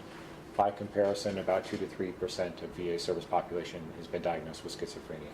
So it's a comparatively low base rate outcome. Other psychoses were about 16% of personality disorders, which we believe to be greatly underdiagnosed and underrecognized, were about 30% among those homeless population. The good news for us, I think, 2 minutes, see, I told you I could talk fast, but maybe not 3 minutes, is that they're actually in care. And again, this is consistent with what we know about our patient population overall. Although, to be honest with you, a little bit less so. There is the big difference for the homeless population is they tend to be in mental health services, not in primary care. For suicide attempters overall in VA, about 80% of them were last seen in primary care, a non-mental health setting. That is not true for the homeless population, where more than 50% of them are last seen in a mental health setting rather than primary care. And I'll move through this very quickly. This just looks at the median mean in time between last service and the suicide attempt. The median for outpatient mental health service between date of last service and time to suicide attempt was 5 days. So now there's a great deal of recency between service utilization, opportunities to both engage and identify risk if the appropriate screening or if some validated screening can be implemented. And overall, it was poisoning, which is probably not unusual for a homeless population. For veterans, however, that is unusual. We're at almost exactly the same percentage. 67% of all veteran suicides are by firearm. 66% of the attempts were by poisoning. That's even higher than our attempting population overall. So one of the immediate questions that was asked of me when I first presented these findings is, well, where are they getting the medication? What are they overdosing on? And do we have an opportunity for prevention at that point? So I'll leave the summary, since I've got like a minute, but that's my contact information. And I happen to be here in DC as well, and I'm happy to answer questions. Or I might have missed it, but did you look at the particular conflict that they were in? No, not in these analyses, no. The conflict information is pretty poor out of the medical record. We have a difficult time identifying Gulf War veterans. Yeah, age would tell you they're probably not Vietnam veterans, and if so, they're on the very tail end of Vietnam. They're more than likely from the first Gulf War or OEF veterans for the younger ones. And probably the poorest conflict identifier in the data is for the Gulf War veterans from the Persian Gulf in 1991. So we did not look at that, although we certainly could. People. Thank you. Oh, sorry. I tried to get away. I would just say we have time for a couple of questions, both for you and for the other people on this panel. So if anybody has any questions for our other panelists, we have just a couple of minutes before we have to move on to our next. Sure. Unfortunately, I do have some experience where about 3 years ago I had a veteran that I was working with that committed suicide. And I know that had a lot to do with he was schizoaffective, and he had a lot of concerns with his medication and management with that, and he was in and out of the hospital, and I know that was really difficult for him to cope with. So I don't know through research if that was something that you guys looked at as far as those individuals that are linked to mental health services, as far as different medication changes, coping and things like that, if that kind of helped to streamline the process to avoid the mortality rate based on that. So a lot there. I'll try to hit some of it. So, we know that discharge from inpatient psychiatric hospitalization in particular is associated with an incredibly high risk for suicide in the next 12 weeks, right? But as high as 50 times higher than you would normally expect during that time period. There are a number of strategies that are in place to try to reduce that, including placement on a high-risk list, case management, missed appointments, transitional support and care. Medication safety is always a concern. There's one large study going on looking at medication administration and blister packaging to try to reduce risk from overdose in particular. And then there's a safety planning process that tries to walk people through triggers and resources and hazards within the home that specifically addresses things like firearms and medication to try to prevent that in advance. So there's a lot, although arguably it's not as effective as it could be. I had a slightly different point, but in the population at large, we are used to thinking that those who do commit suicide are male, older, age, retired, divorced, that stereotype, and we have a somewhat different picture in the homeless VA population. However, all of these, from my perspective at least, are after the fact types of analysis. Once they committed suicide, you go back and look at what socioeconomic conditions, diagnosis you were on. The only study, and it's still ongoing, that I know of, that tried to look at data pre-suicide attempt, or try to look at determinants prior to their suicide attempt. From a psychiatric standpoint, was an ongoing study by Dr. Jan Fawcett, and he's in Chicago now, used to be in New Mexico for the longest time. Essentially, they had an ongoing naturalistic follow-up for people, patients who had mental health diagnosis, most importantly depression, and they followed them over time. And each one of them was seen on a monthly basis, and they had a standardized rating scale. They looked at all these variables. They collected the data over time, which of course this has been going on for about 20 years now, who attempted, who succeeded with a suicide, and paired them with adults, same age, same total ratings on the depression scale at their very last visit. So they were as similar as possible, same age, same gender, same everything, and have a similar rating scale score, total score. And compare these two groups to look, are there any specific factors in the group that actually attempted suicide that differentiated them from the group that did? And two variables came out, anxiety and education. These two variables predicted over 90% of those who actually attempted suicide. So I think that's a different way of looking at it, which basically raises a question here about these homeless veterans. I mean, I can imagine that somebody who's in a hotel doesn't know what's going to happen to him or her next might be anxious, but I don't know. But that's something the VA, I think, needs to look at.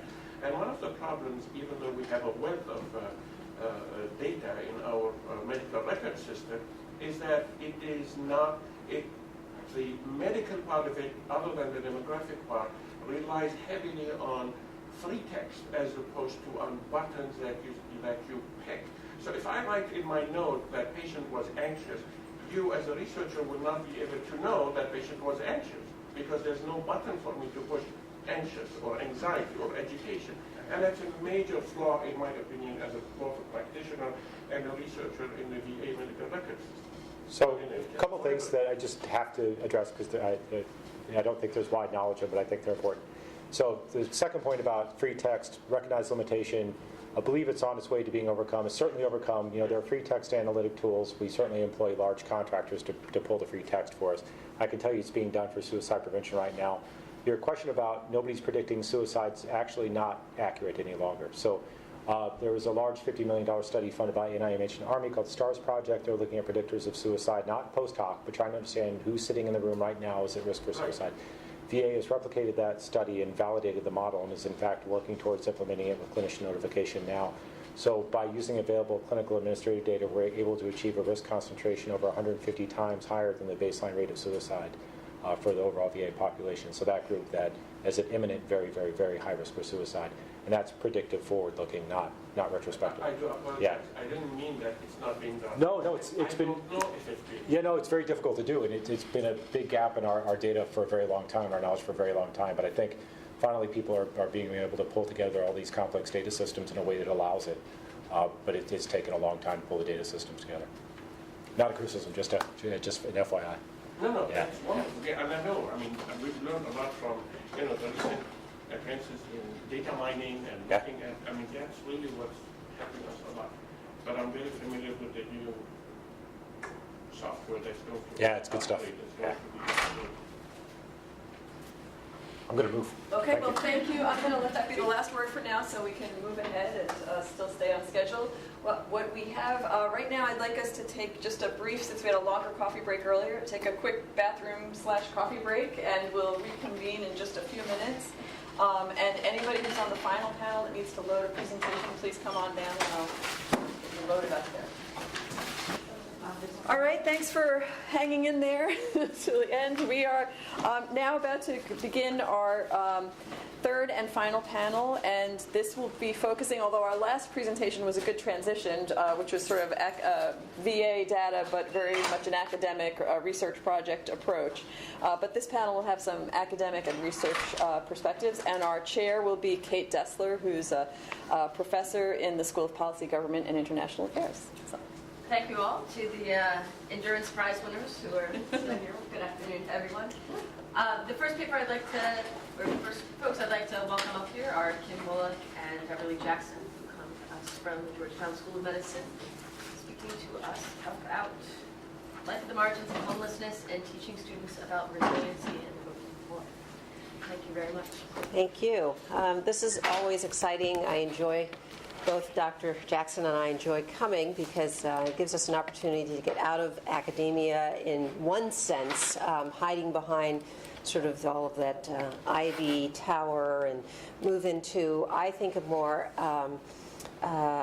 similar in terms of rigor, but more advocacy, more community engaged environment. And that's obviously very, very important in terms of the work that we do in our professional lives. Service learning is a very good foundational start for our students to get them into the community and to begin to immerse themselves into what's really important about what they'll be doing for the rest of their lives. And it's not just simply doing physical exams and making diagnoses, but it's connecting with people across all different walks of life. And last year we addressed issues specifically dealing with service learning, how it integrates community engagement with the homeless community. And Dr. Jackson and I felt that maybe we'll sort of expand that a little bit to look at those individuals that are more at risk, what we termed, on what others have also termed, on the margins, as a way of seeing what dynamics and what features may be similar but may be distinctive, which is very important, especially for providers, so that they don't pigeonhole this population into focusing on strictly the homeless population. So the purpose of us focusing on those at the margins is to see what we can do to educate students to look a little bit more broadly and to see what are some of the unique aspects that we can do to help guide and support and be mutually beneficial. So, Life on the Margins of Homelessness, Teaching Students About Resiliency and the Working Poor is the title. And I'm going to let Beverly initiate this presentation, and I'll come back with the reflections that the students have. Hi, everyone. This is sort of a work of the heart for Kim and myself as we're working with our students as well as working on the topic. And I want to just provide some basic discussion points about the area. This area, the District of Columbia and the surrounding areas in Northern Virginia as well as Maryland. We have sites that are in both Northern Virginia as well as the District of Columbia. There are, in this general region, you may have heard this before, but there are 1,231 homeless families made up of 3,795 people, including 2,236 children. These are people without permanent addresses or living together with other families in an overcrowded situation. But there's been an increase of 50% since 2010. So this is a number that's on the rise. You may have heard that recently. But just 23%, and this is sort of a new statistic because often these people have been in the workforce. But in the last few years, fewer and fewer percentage of these people are employed. That means they're becoming on the chronically homeless frame rather than just being occasionally or incidentally homeless and because of maybe a fire or an accident. It's moving toward more of a chronic element. You probably heard about the point in time study that's done in all of the jurisdictions every year. The point in time study is done by volunteers, but the Council of Governments, Metropolitan Washington Council of Governments, which extends as far into Virginia as Prince William County, the close-in counties of Maryland, not below Baltimore County, but the relatively close-in counties of Maryland, all the way out to Anne Arundel County, all work together with the Metropolitan Washington Council of Government, and then do analysis in the annual point of time count. And they found nearly 600 families who've been living in DC's emergency shelters were being housed through the Family Rehousing and Stabilization Program. How many of you have heard about that? Rapid rehousing? Okay, so I'm going to talk a little bit about that. 600 families who had been in shelters were moved into DHS, rapid rehousing. 23 families were in units funded by the Department of Housing and Urban Development's rapid rehousing demonstration program. And then there's an additional group in veterans rapid rehousing. So there are different rapid rehousing programs that move people into housing and then give them up to, in some cases, a year. In some cases, that's even been extended to try to get on their feet and then be able to pay below market rate rent in the apartments where they've been housed. But what we found in the past year, the homelessness was up 3.5% region-wide, and they blamed it mainly on D.C. And in D.C., a number of complex factors, including a history of high poverty rates and a loss of affordable housing, contributed to the increase. That's sort of sanitized language about, in D.C. there's been a strong move to destroy low-income housing and replace it with housing for people who are of higher or middle-class income. They have a little shell game that is played where they'll go into the low-income housing areas and say, if you cooperate and move here for a little while or to a homeless shelter for a little while, you'll get the first right to live in this mixed income housing. But it never happens. They do it neighborhood by neighborhood throughout the city, and it never happens. It's just a little shell game. But who are the homeless? This is region-wide. A number of people, but this isn't still a huge number of the people. Unemployment is a critical element. But a number of the people have chronic substance abuse, some severe mental illness. But you see that the numbers are relatively small percentages of the actual total. Physical disability is probably one of the largest numbers of people. But there is just no housing, no accessible housing and no affordable housing to deal with these people. The number of homeless, I mentioned that. The Veterans Rapid Rehousing, and so you had some of the discussion about Veterans Affairs. 65 single veterans and 16 families with a veteran were in rapid rehousing via Veterans Administration. But data collected this year finds that each jurisdiction, not just the District of Columbia, has observed that the greatest barrier to ending homelessness is the lack of a single or an area of fixed, affordable, permanent housing opportunities for the lowest income households. It's just not there, not in any of the jurisdictions.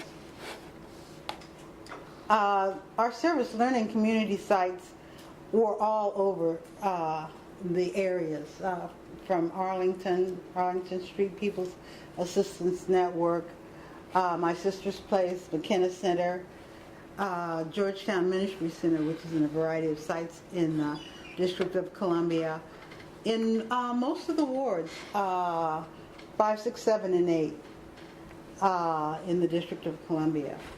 So we were in a variety of areas with a variety of different programs, some rapid rehousing and others other types of housing. Kim, did you want me to just do a quick overview? We fielded 7 service learning teams, and I'm only going to profile about 4 of them, working with homeless persons and transitional housing and rapid rehousing. But just to give a little quick overview, in Arlington County, we worked with 479 homeless persons via A-SPAN. And the students in service learning at Georgetown, this is the School of Medicine, so all of them are studying to be physicians, not necessarily a specific area, whether they're going to be internists. They haven't really decided. This is their first exploration with that. But this is a required course. Every student who goes through Georgetown has to take a service learning time frame. And it's not just the time they spend with the families and the individuals who are homeless. There's coursework that also goes along with this, looking at them studying their own bias and trying to get through that so that they can deal with human beings as individuals rather than as stereotypes. In Arlington, they work with 45% of the homeless persons they work with are families with children, 32% chronically homeless, and this is an area that is increasing. This means over and over they are experiencing homelessness, and it's not something that's just an incidental time frame. Father McKenna Center at North Capitol and I Streets in DC's Ward 6. They conducted a health fair and provide health consultation to residents. Tenant Empowerment Network in DC Ward 8. Here they worked with rapid rehousing and found a lot of good outcomes in terms of the participants who were involved in that. And they were many of them able to maintain their housing. And the Summit at St. Martin's Apartments, which looks just lovely. The people there were selected by lottery, and that's how they got the housing. So just a little bit of housing in these specific sites for large numbers of people. Kim.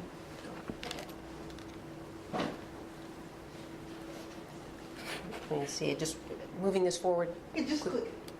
Very good. The previous one site that you just up on the screen there, Apartments at St. Martin's, these are some of the topics that were included as part of the students' interactions with the residents there, and you can see that it's a diverse number of topics and these were developed by the residents themselves. So they basically asked them what did they want to hear about: nutrition, diabetes, HIV, foot care, smoking cessation. So there's a lot of health-related information as well as non-health related information as well.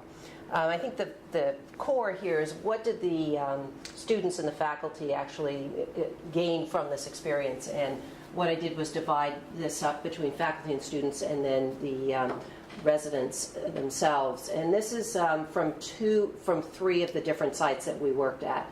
And you see here listed social framework, not a disease-focused model of learning. And that's very important to see everyone within a more socially derived frame as opposed to seeing individuals within a heavily medicalized system. And you saw back on the other slide, that although there are a lot of individuals who are on the margins, who are homeless, that have medical issues, that's not the central focus, and it shouldn't be the central focus.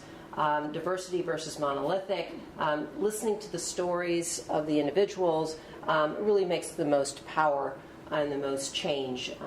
The human narrative is what's important. Building mutual relationships, and Beverly mentioned about addressing the implicit bias. You only know what you think you know, which was a quote from one of the faculty, actually. And then confronting power dynamics and informing and sharing with individuals as opposed to instructing. So, which is something that the students had to absorb and process because they saw themselves as instructors. Increasing multicultural groups, these were two of the multicultural groups that they worked with here in Arlington, because there's a very large Ethiopian and Latina family population at one of the sites. Prevention focused in looking at individuals who are the working poor that are not necessarily homeless. Their emphasis was on prevention rather than intervention. Preventing falling into homelessness and using all of the resources to support them to maintain their status within the transitional housing or rapid cycling type of model. And then improving social capital, which I think is the most important of all in terms of strengthening families out of homelessness. These are moments of reflections from the families. What was the central thing that they thought was important interfacing with the students? It was listening.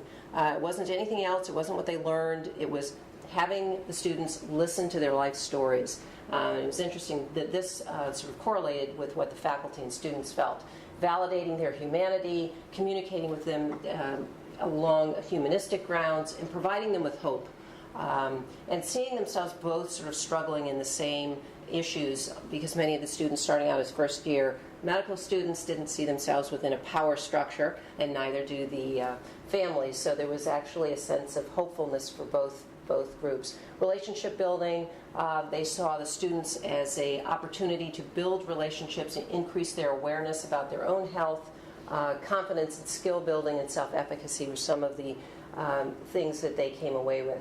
And then the most important, I think, was practical outcomes, anchoring these families into the community to prevent them from slipping into homelessness, identifying those social supports, community supports, and resources that would help to anchor them in their areas of need.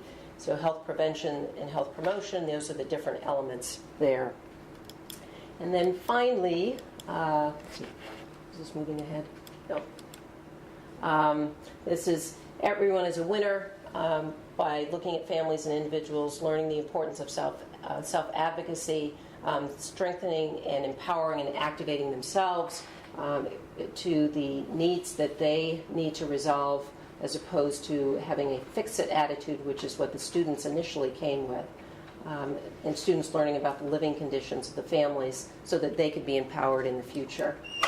These are just some of the references that the students read, and I just want to reference those of you that enjoy TED Talks. Great TED Talk that was just actually done by one of our Georgetown students who has a story of homelessness from where he derived his own strength from, grew up and in a middle-class environment and quickly spiraled down into living on the margins and then eventually homeless out of a car. And then his family, single family, had to sort of rise like the phoenix out of the ashes, and he is now at Georgetown as a first year. And then finally, this I think encapsulates what we want the students to feel, and this was written by Langston Hughes, who we were talking on the way over here, rose himself from the ashes of homelessness and struggles to become obviously a very famous poet. But well, son, I'll tell you, life for me ain't been no crystal stair. It's had tacks in it and splinters and boards torn up and places with no carpet on the floor bare.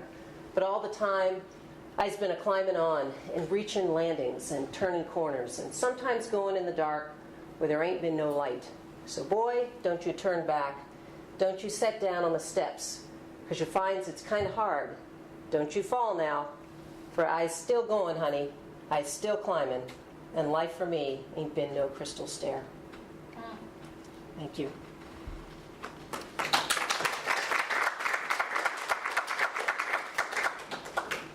Thank you very much.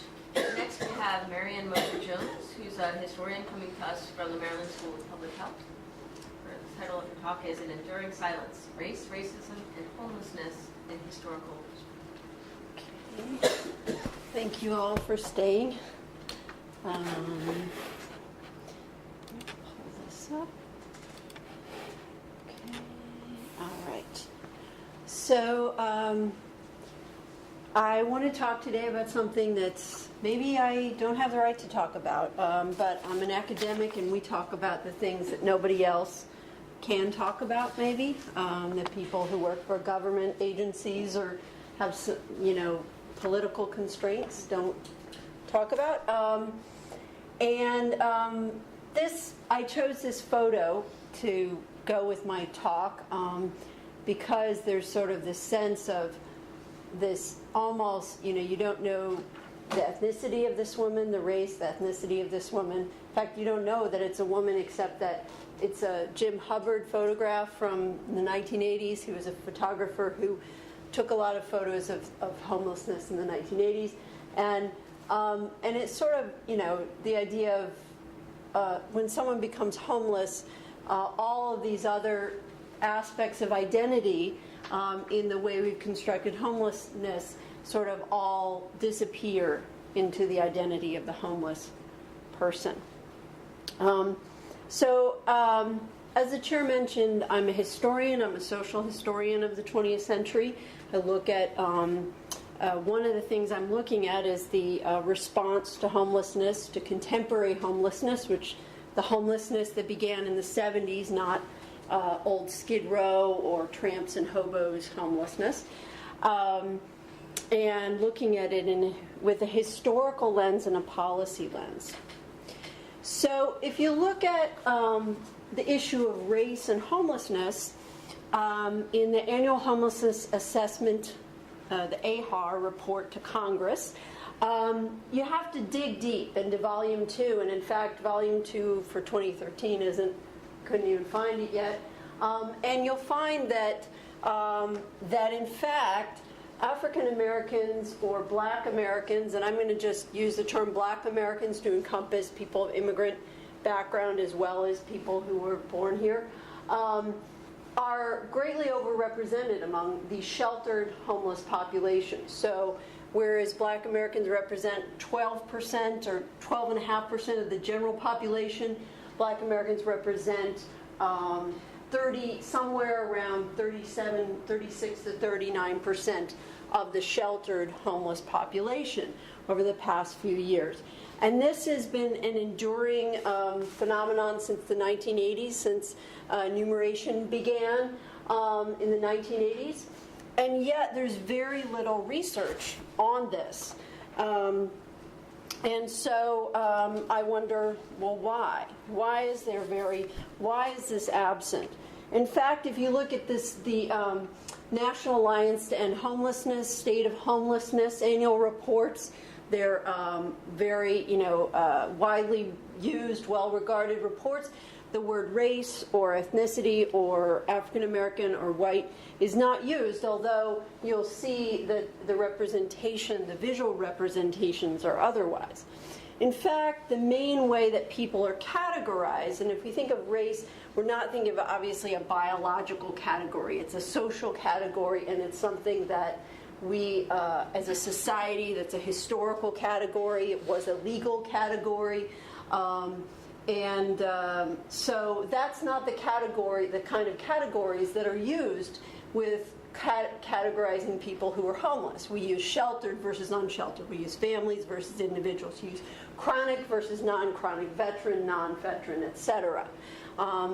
And so again, there's a whole different social structure of categorization in which this other structure disappears. And some of you who are involved in services may argue that this system of categorization, this is the meaningful system of categorization because we're talking about how to match people to services and get people out of homelessness, right? And I see your point. However, There has been some research on how race, and it's obviously related to how people are treated based on their race, and on historical patterns of racial segregation, affects service outcomes. There's been very little, but a little bit. And most recently, there was a study that came out this year that said that having a comprehensive caseworker for homeless veterans who get a HUD-VASH voucher to help find housing actually helps the veterans find housing in better, higher quality neighborhoods measured by a composite group of factors: socioeconomic status, average poverty rate in the neighborhood, some other factors. You can look at this research. I'd be glad to give you the site. And that it matters more for African American or Black American veterans than for white veterans. So there's also a 1999 study showing that a race or gender match of a caseworker affects a treatment outcome for Black men who are experiencing homelessness. So this shows that we don't live in a post-racial society, and that is also true for homelessness. But for people like me who are looking at the history of homelessness and the causes of homelessness, I'm interested in, well, why are African Americans, Black Americans overrepresented? What can this tell us about the core causes and the underlying factors that have created contemporary homelessness? And there's one article I find really intriguing about this by Carter in 2011. He's a statistician from the census, and he said it's a combination of push and pull factors. That he hypothesized that racial segregation of housing may limit access to affordable housing for Black Americans more than for white Americans, and that more homeless shelters are located in Black communities or communities of color with high percentages of African American and Black populations, and that would pull people out of inadequate substandard housing into homelessness. And he found through pretty complex modeling that when a city has a high segregation level, that in fact the probability of living in an inadequate unit is significantly higher for Black Americans than white Americans, and the same for living in a crowded unit. And also that, yes, there's a racial disparity in where people become homeless.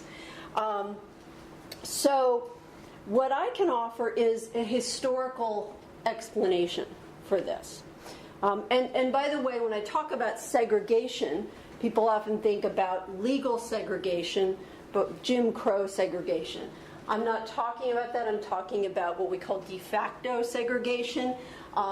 There's what's called a dissimilarity index. So 100 on the dissimilarity index would mean that total apartheid. Everyone is totally separated residentially based on race.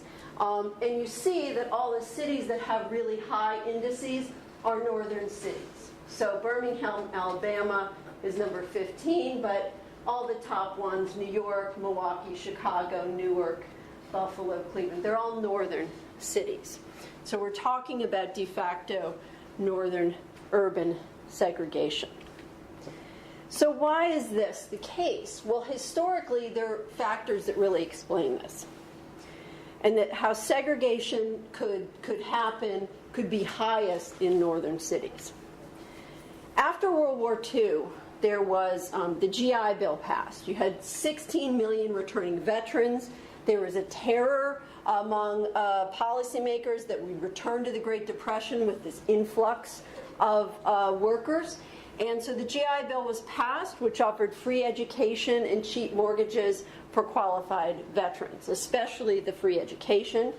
And the GI Bill has been praised as this great policy success and really leading to the creation of the U.S. middle class. But far fewer Black veterans than white veterans were able to take advantage of this due to segregation of higher education. Unfortunately, my own institution, University of Maryland, was completely segregated until 1956.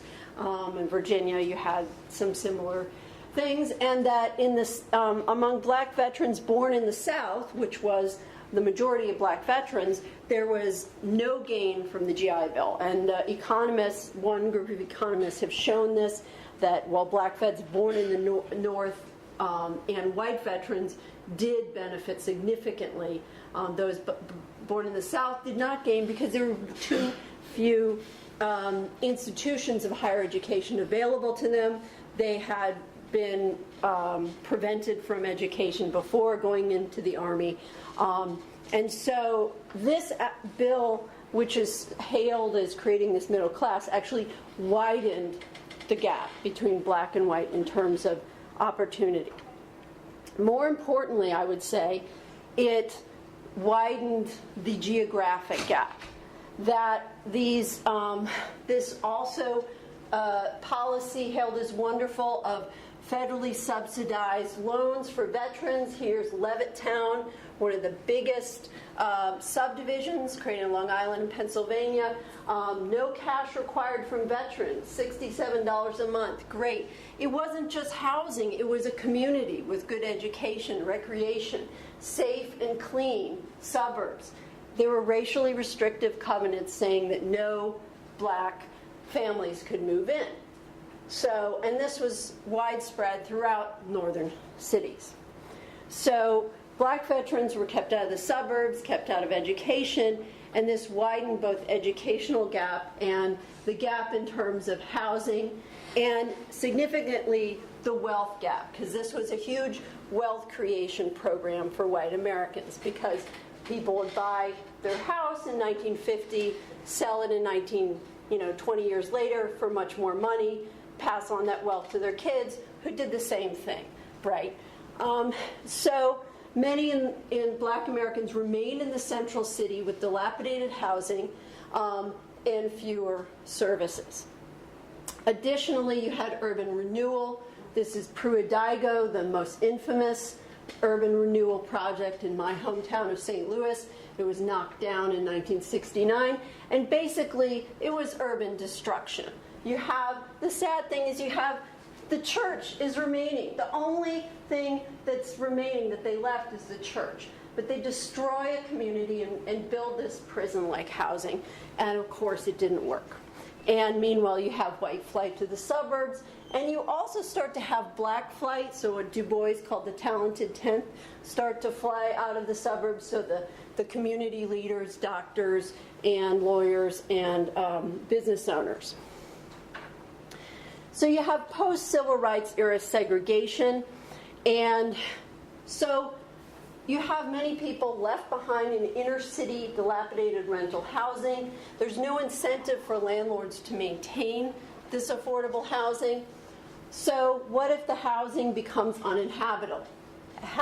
You have mold, rats, and of course violence, lack of heat. What happens? Well, can you double up with family for a while maybe? So there's a push factor there. But even then, people have been talking about how homelessness has always existed. I would say that's not true, that in the United States, in 1976, my mentor, Kim Hopper, gave me this quote, "The housing industry trades on the knowledge that no Western country can politically afford to permit its citizens to sleep in the streets." There was not widespread homelessness. What happened was there were many people living in very marginal housing in inner cities. Deinstitutionalization did not cause homelessness on its own. Again, people were being discharged into marginal housing in cities like New York and Chicago, into single-room occupancy hotels. Meanwhile, you had the return of Vietnam veterans in the 1970s amid a time of shrinking job opportunities. And I'll just skip over this. But so by the 1970s, what I like to say is that all coalesced into a perfect storm. You have this rotting housing, you have returning vets with little opportunity, you have the deinstitutionalization, and then you have urban renewal, and now we have this great new policy in cities to bring back the wealthier people In New York in the 70s, tax abatements, so we convert those SROs to fancy condos so that bourgeoisie people like me will move back into the city, right? And out go the people who are marginally housed. And from what I can see, this is what's happening right now. What happened in the 70s is now happening in DC. And I will just end, I'm going to skip with this. These are a couple of interviews I did that talk about, that validate this. You see this nationally. You see it in LA. Suddenly Skid Row is no longer full of old white men who are alcoholics. It's full of young black men who are not necessarily alcoholics, who may be veterans with PTSD and other problems. And then, but there's a mismatch. You have the Skid Row model, and you have a diverse population that's not being treated properly according to Skid Row. And yet you have the representation in the 1980s of homelessness as a white phenomenon. And this really echoes the 1930s representation, where in fact she was actually a Native American woman, but de-identified and made into this symbol of the Depression. And I'm just going to end with this. Norwida Milburn, who's a homelessness research pioneer from UCLA and one of the few researchers of color, one of the very first researchers of color to get into homelessness research in the 80s at Howard University. And I asked her why. Why is this, that this representation issue is? And she said, no one cares about a schizophrenic black man on the streets. If you talk about a woman and her child, if you talk about a veteran who's returned from war, it's a more compelling picture. And that she said, simply the homeless advocates realize that. So I'm going to end on that note because we're running out of time, but I could go on and talk about that more. All right, thanks.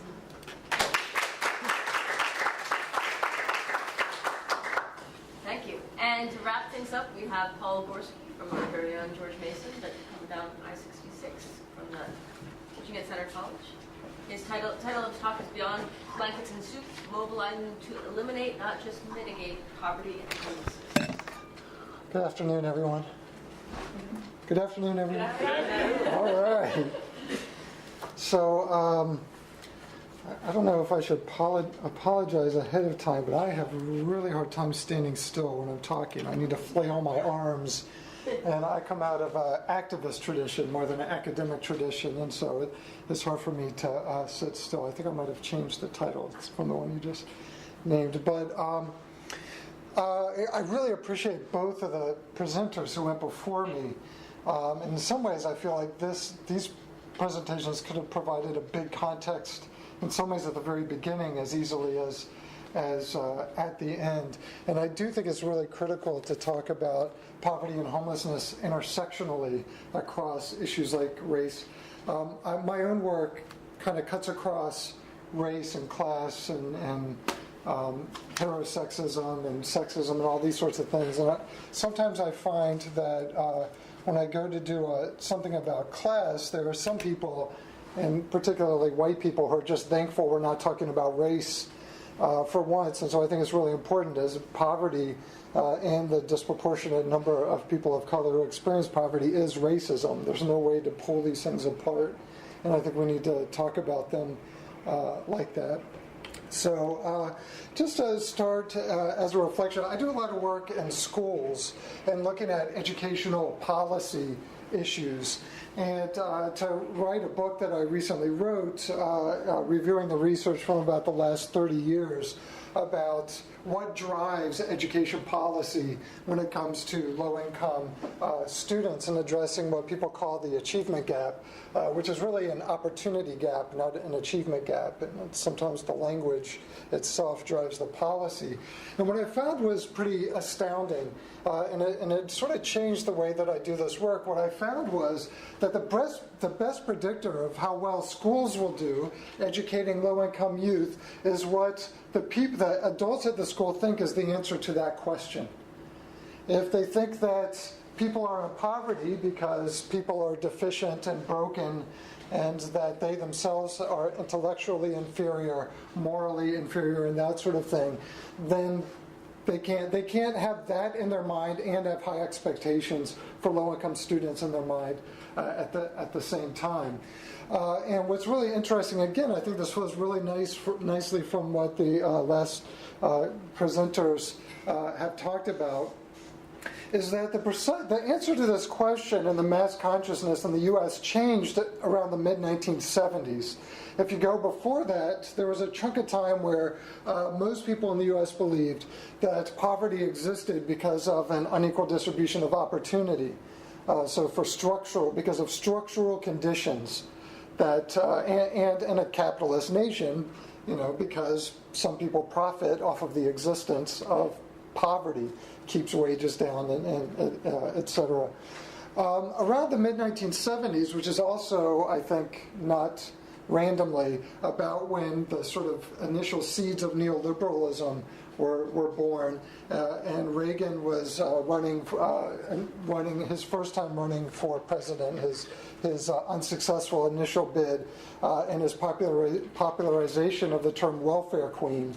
I think a lot of that stuff sort of coalesced into a change in mass consciousness, and from that point till today, most people believe that people who are in poverty in the U.S. are in poverty because they are deficient.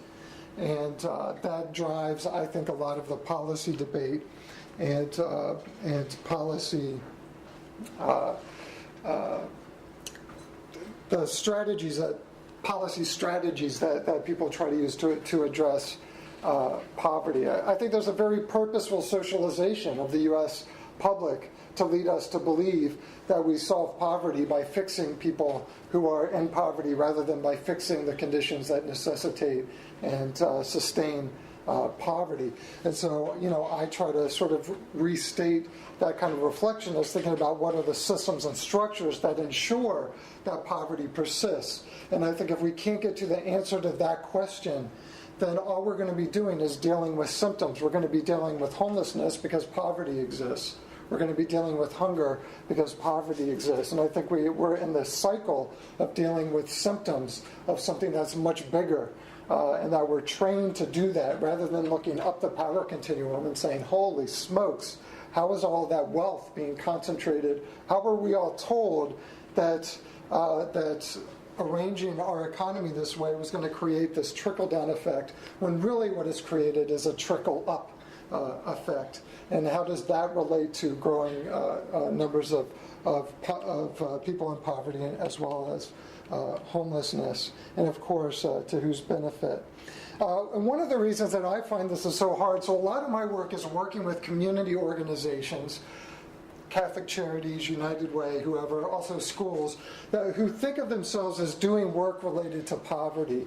And the reason why I have found that work to be so hard, even among people who are committed to this work, is that people want to think of it as a practical solution. If we just put this in place and this in place and this in place, that'll solve the problem. My experience working with people who are ostensibly committed to working around poverty issues is that fundamentally this is an ideological problem. That we have a lot of people, we don't have any shortage of strategies and initiatives and programs all over the country to address this. The problem is a vast majority of those initiatives and strategies and programs really are no threat to poverty and homelessness. They're really about how do we help people in poverty be a little bit more comfortable as people in poverty? How do we help homeless people perhaps temporarily have a little relief from homelessness rather than addressing the bigger conditions that, and so that's what I work with organizations around, is how do I sort of make that shift.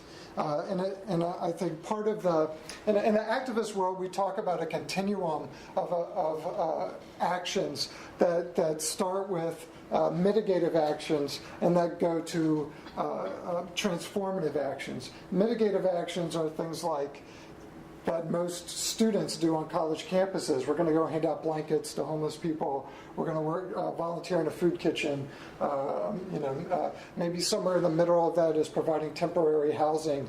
But what we don't have a lot of is what's at the other end, is how do we completely eliminate the underlying conditions that create homelessness and poverty.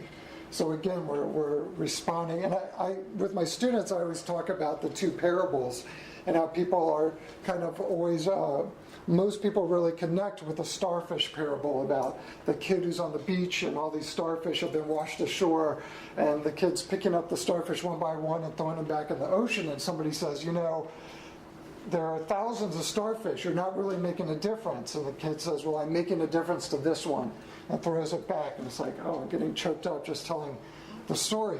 But the truth is, no social change has happened that way.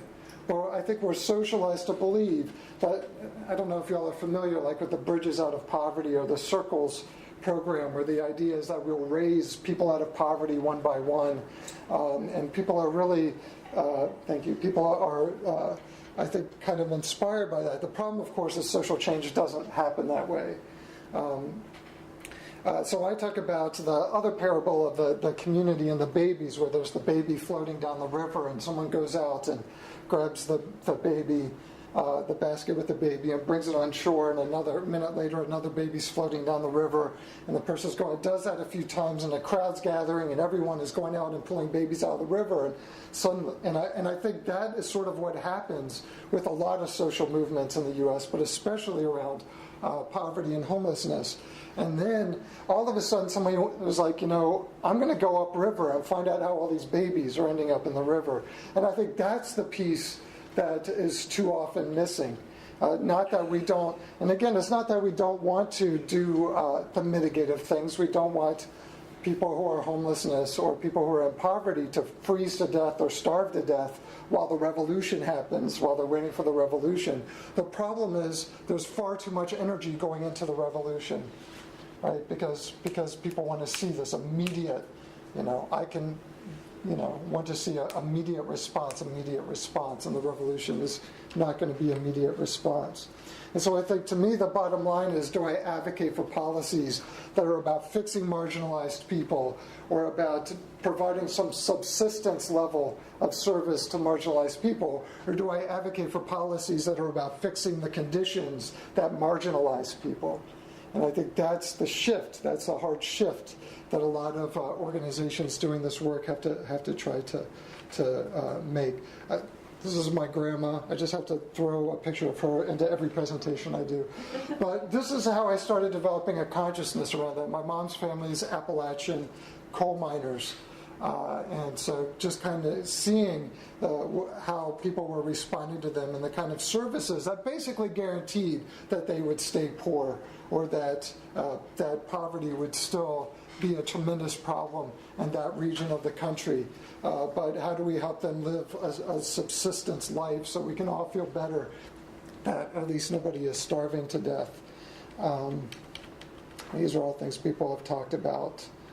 And I just really quickly, I want to talk about, when I've worked with these organizations, I've been able to basically identify three basic ideologies that drive people's, what people are willing to invest policy-wise. Deficit ideology, grit ideology, and structural ideology. I found working with organizations that if I could figure out what ideology is driving them, I could basically know going into it what kind of difference they're making, if any difference at all. The deficit ideology, little typo there, is again comes from this notion that believing that poverty is caused by the moral, intellectual, and cultural deficiencies in low-income communities. So it's about fixing poor people. So these are mentoring programs for low-income people. These are, again, those kind of subsistence things about helping poor people, people in poverty, survive. And a lot of the work that's being done to address poverty and homelessness is basically this kind of work. Catholic Charities, the United Way, this is the kind of thing that they tend to do, which obviously is no threat to poverty or homelessness at all.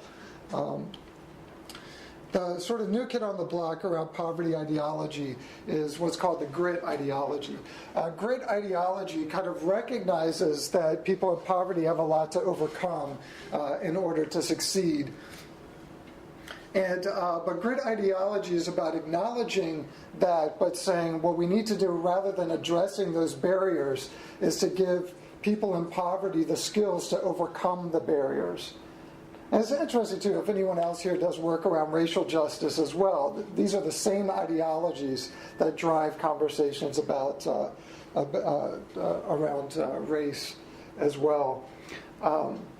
So the idea is, how do we make low-income people more resilient, more gritty, rather than, first of all, who is more gritty and resilient than low-income people to begin with? That's something that I learned from my grandmother.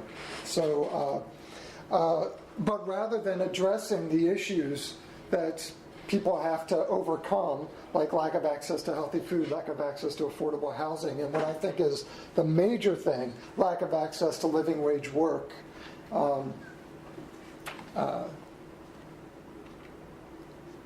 We're still not going to make a difference. So what I try to push organizations and other advocates to is the structural ideology, which is about eliminating those barriers.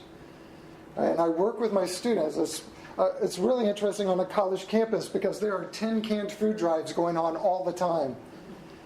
But there's very little. How do I encourage my students to actually work on living wage campaigns to actually create the bigger change? And so that's basically what I do, is try to push toward a structural view. And what I find, again, is that what we imagine as solutions is driven by our view. If I'm really captured by the starfish story, then I'm probably going to do a lot of mitigative things that ultimately are going to be no threat. It's not that they're not important, but ultimately they're going to be no threat to the underlying issue. If I start with a structural ideology, then I'm going to be much more likely to address issues that get at the bottom. And I think my time is up, which is really unfortunate because the rest of this stuff is fascinating. I'm just going to see if there's anything I really have to... well, this is just another way of saying the same thing. I teach in a social justice and human rights program, and we spend a lot of time talking about where we're kind of socializing youth to see themselves as part of social change movements. And so often it's about charity, service, and volunteerism rather than learning about and working on the underlying structural conditions, which again is why I was really happy to hear the two presenters who went right before me, who I think talked about that. So I'll leave it there. I'm just going to forward to my email address in case anybody wants to connect with me about this. I'm also happy to share the PowerPoint if anyone wants to see the slides I missed. So feel free to contact me, and thank you all. Thank you.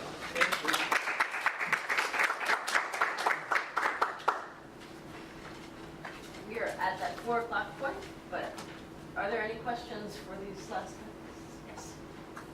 Is there any discussion, I never seem to hear it about reparations. Is that a concept that's The Hanisha Coates write extremely well about that in the Atlantic.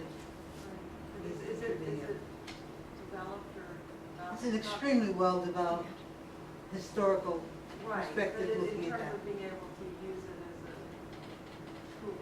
Or... It looks at the GI Bill. Everything that was in the historical perspective is analyzed within Ta-Nehisi Coates' work. And it's been profiled and analyzed and dealt with as a series in the Atlantic Month. Used to be called Atlantic Month. People who might be a little older. I guess I was interested in this was adopting a policy or how we put that in the Atlantic.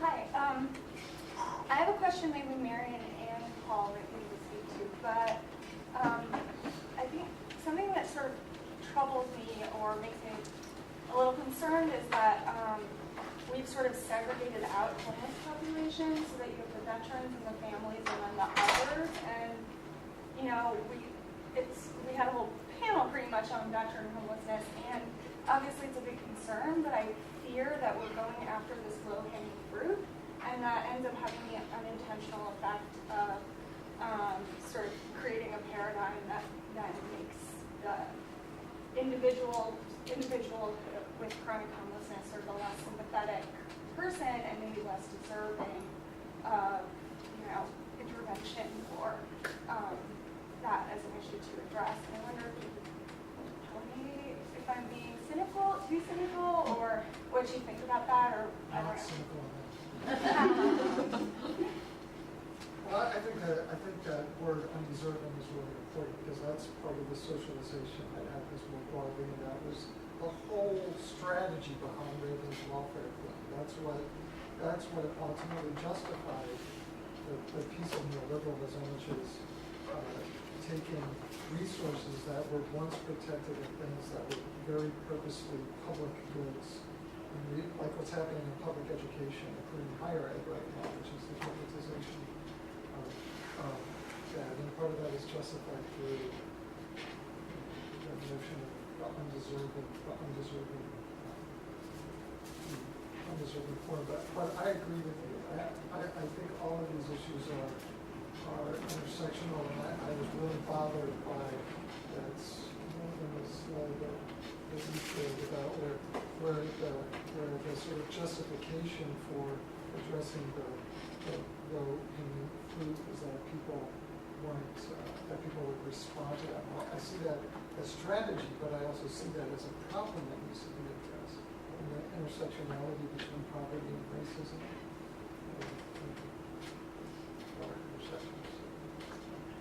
I mean, I think it goes back to 120 years of English poor law, deserving and undeserving poor, right? So it's this idea that poverty is across people, and that the deserving poor who can't help it, and then the undeserving poor who can help it. And that was codified, and then it was brought into the colonies, and it was institutionalized for a couple hundred years.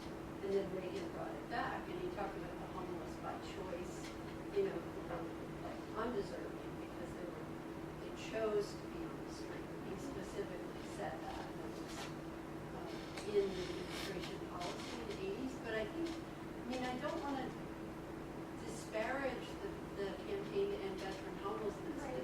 It may come out of sort of a cynical strategy to say, let's find the most appealing, whatever, group that people think, of course, they deserve to get benefits. But, I mean, if it does help that group get off the street, then that's good, because it is, talk about reparations. I mean, we're talking about a lot of Vietnam vets who never got, you know, and Vietnam era vets who never got anything and were treated so poorly and have had weird decades of this. So, you know, I just think we have to, I think the permanent supportive housing model, the housing first model, actually it's interesting because it's rooted in a human rights model that, you know, people have a right to housing, but strategically it's been sold as a cost benefit model, that the benefits outweigh the costs and it's cheaper to house people. And I just think, policy people and advocates have to play that game in our society. I don't have to play that game as an academic.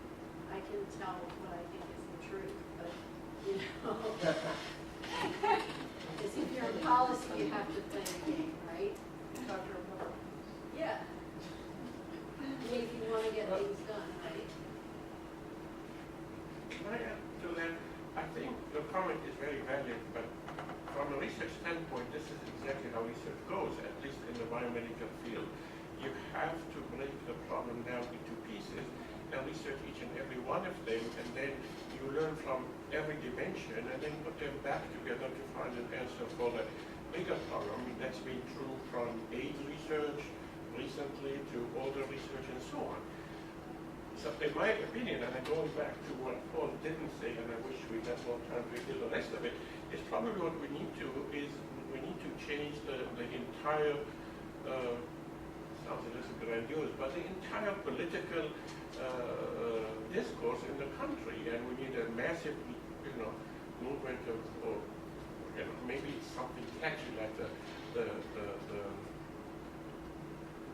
whatever the Queen was that Reagan said, and something catchy and really re-educate, prioritize what do we as a community, as a culture expect for ourselves and for our fellow citizens. But that's, as I say, grandiose. Your comment about worthiness is something that we basically see in students because they come from a sense of privilege. And so part of service learning is to help to deconstruct that whole image and that whole perception. And the students, when they do go into the community sites, they're challenged by their own perception of worthiness and how did the individuals and how did the families get to this point. It's something inherent to those families, something deficient.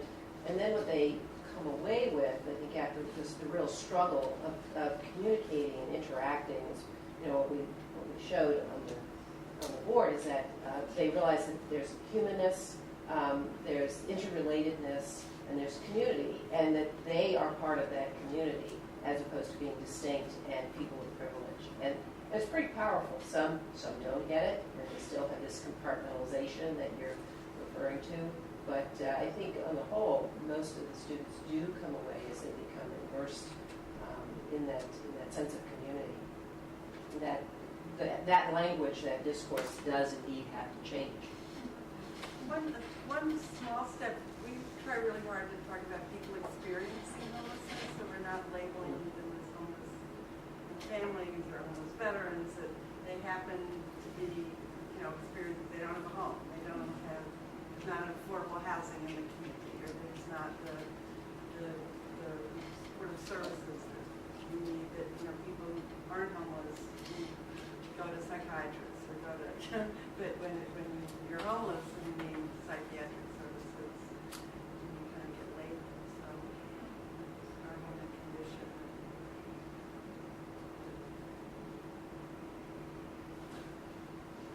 I've got a question for Paul. You laid out the inequalities due to racism very, very capably. But you said something about the people that are most affected end up kind of fulfilling their perception. And it triggered something in my mind. Yes, we need to acknowledge the real historical inequality that racism has played. But at the same time, if that's the dominant theme that someone in the inner city hears all the time, won't that reinforce that negative perception and end up being adverse to what we're trying to do? And I have one quick follow-up. I think most people of color in the inner city are very conscious of racism already, so I don't think that being part of the conversation is going to shock anything into negative feelings. But I don't think that's the whole conversation. That's one bit of the intersection. People with disabilities, people who are kicked out of their homes because they're gay or lesbian or gender nonconforming. There's a lot of different intersections there, and I just think we get it, and this goes back to the previous question too. I think we get into some danger with all of these movements where we have people, a bunch of different people who ultimately have similar goals but are competing over a little tiny piece of pie rather than getting together and organizing with each other as people who are committed to any racial justice, any racial injustice, economic injustice, rather than those people getting together and saying, hey, why are we getting such a small piece of pie? So I think it's just sort of a bigger, that was just one example. And just to follow up, it was interesting for you to put up there about the, almost like a dichotomy of helping marginalized people or fixing the conditions that affect marginalized people. And I just wanted to understand, when you talk about the conditions that affect marginalized people, or what you call underlying structural conditions, that seems to me like you're talking about capitalism. And I know it's got its drawbacks, believe me, but historically, of course, the majority of people have been poor with a very small upper class. And despite its shortcomings, capitalism has lifted a lot of people out of poverty.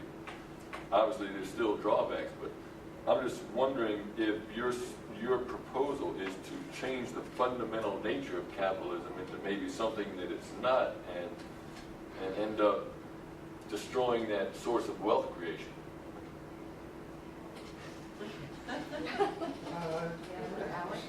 If you would. I don't prescribe any particular capital. I don't prescribe. I mean, that's just a structure or a framework. And the way that capitalism works in the U.S. is not the way that it works in other places. In other places, it's not so. It's not. It hasn't turned into what it's turned into here, which is basically industry choosing policy that's best for industry. And that's not good for anyone except for the people at the very top of the hierarchy. But I don't think it's about capitalism or not capitalism, but I do think if we're seriously going to address poverty as an issue, it is going to be about redistributing access and opportunity. There's no other way to do it. There's no other way to create more equity and justice if you're not willing to redistribute access and opportunity. That's for racism, it's for sexism, it's for everything else. So I don't know if that's about eliminating capitalism. I think it's about eliminating the corporate stranglehold on policy in the U.S. I do a lot of work in schools, and they've largely destroyed anything about public school that once was creating any kind of change in that access and opportunity structure because it's profitable for them to create it in a different way. So, I don't know if it's capitalism or not capitalism, but I know it's about the redistribution of access and opportunity. And I think one of the parts of that is that not eliminating capitalism, but appropriately regulating those forces. So, and a lot of times students will say that, well, you mean you're a communist or you want to get rid of capitalism? No, and I mean, and Charles Lindblom talks about that. He says, just because capitalism, many of us agree that capitalism is the best system that we've hit upon so far for some of the reasons you've mentioned, doesn't mean that it doesn't create egregious outcomes that need to be addressed. And without some form of policy or governance that mitigates those factors and controls those forces, they will, they'll stand astride the globe and, disempower all these people. And so that's the idea of sort of, bringing that into, but not making it an all or nothing, okay, well now we're going to all become Marxists or something, that's some people see that, but I think not necessarily the case, right? It's dealing with that. I would say regulation and policy are some mechanisms. I just want to say one quick thing, that all the big policies I showed there were not pure capitalism. They were actually social engineering by so-called liberal democratic administrations, which I hate to admit, but GI Bill, urban renewal, deinstitutionalization, and change to Medicaid, and even the tax abatements and for changing, creating more higher income housing was under a Democratic mayor in New York, Ed Koch. So, I mean, he may have been a neoliberal mayor, but I think it's also about not creating federal, state, and local policy that makes things worse for people. So, a libertarian might look at the talk and say that some of the harm was created by right intended but wrong, right intended policy. And look at the Vietnam War. A liberal, democratic president promoted that because he thought that he could create, the great society in Vietnam. And we're still dealing with the consequences of that with the homeless veterans. I find it kind of ironic that we're talking about this the day after the election and there's threats to disband the Affordable Care Act and sort of strategy. What are the, how do you create that change? I think that's such a good example because I think, again, in the U.S., there's a socialization that anything that my students have come into a social justice and human rights program with the socialization, many of them, that capitalism is the most socially just system, and that anything that looks like socialism, I'm like, well, what are you doing at a public university if that's what you believe? This is socialism. It's becoming more capitalism because of neoliberalism, but so I don't know. capitalism ought to be on the table.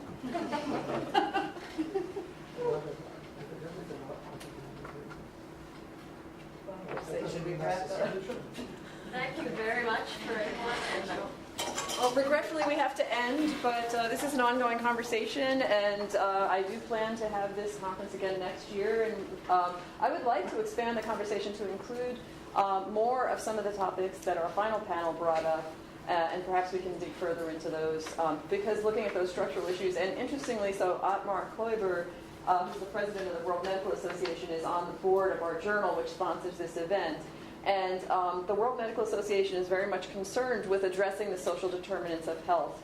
And the new Secretary General of the World Medical Association, whose name is escaping me at this moment, has made that the primary agenda of his term is to address social determinants of health. And this talks about looking at these structural consequences of poverty, not just sort of what you say, putting the Band-Aid on, but dealing with the structural issues. And there's a lot of pushback against that kind of model.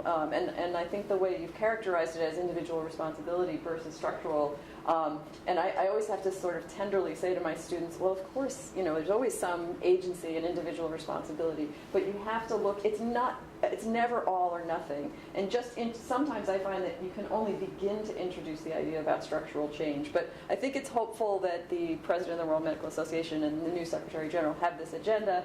And I think no matter what, we have to deal with any and all prescriptions that can potentially mitigate these problems that we see before us, and that will require the rest of us to work very hard for the rest of our lives to continue. So anyway, thank you all very much for being here and being a part of this.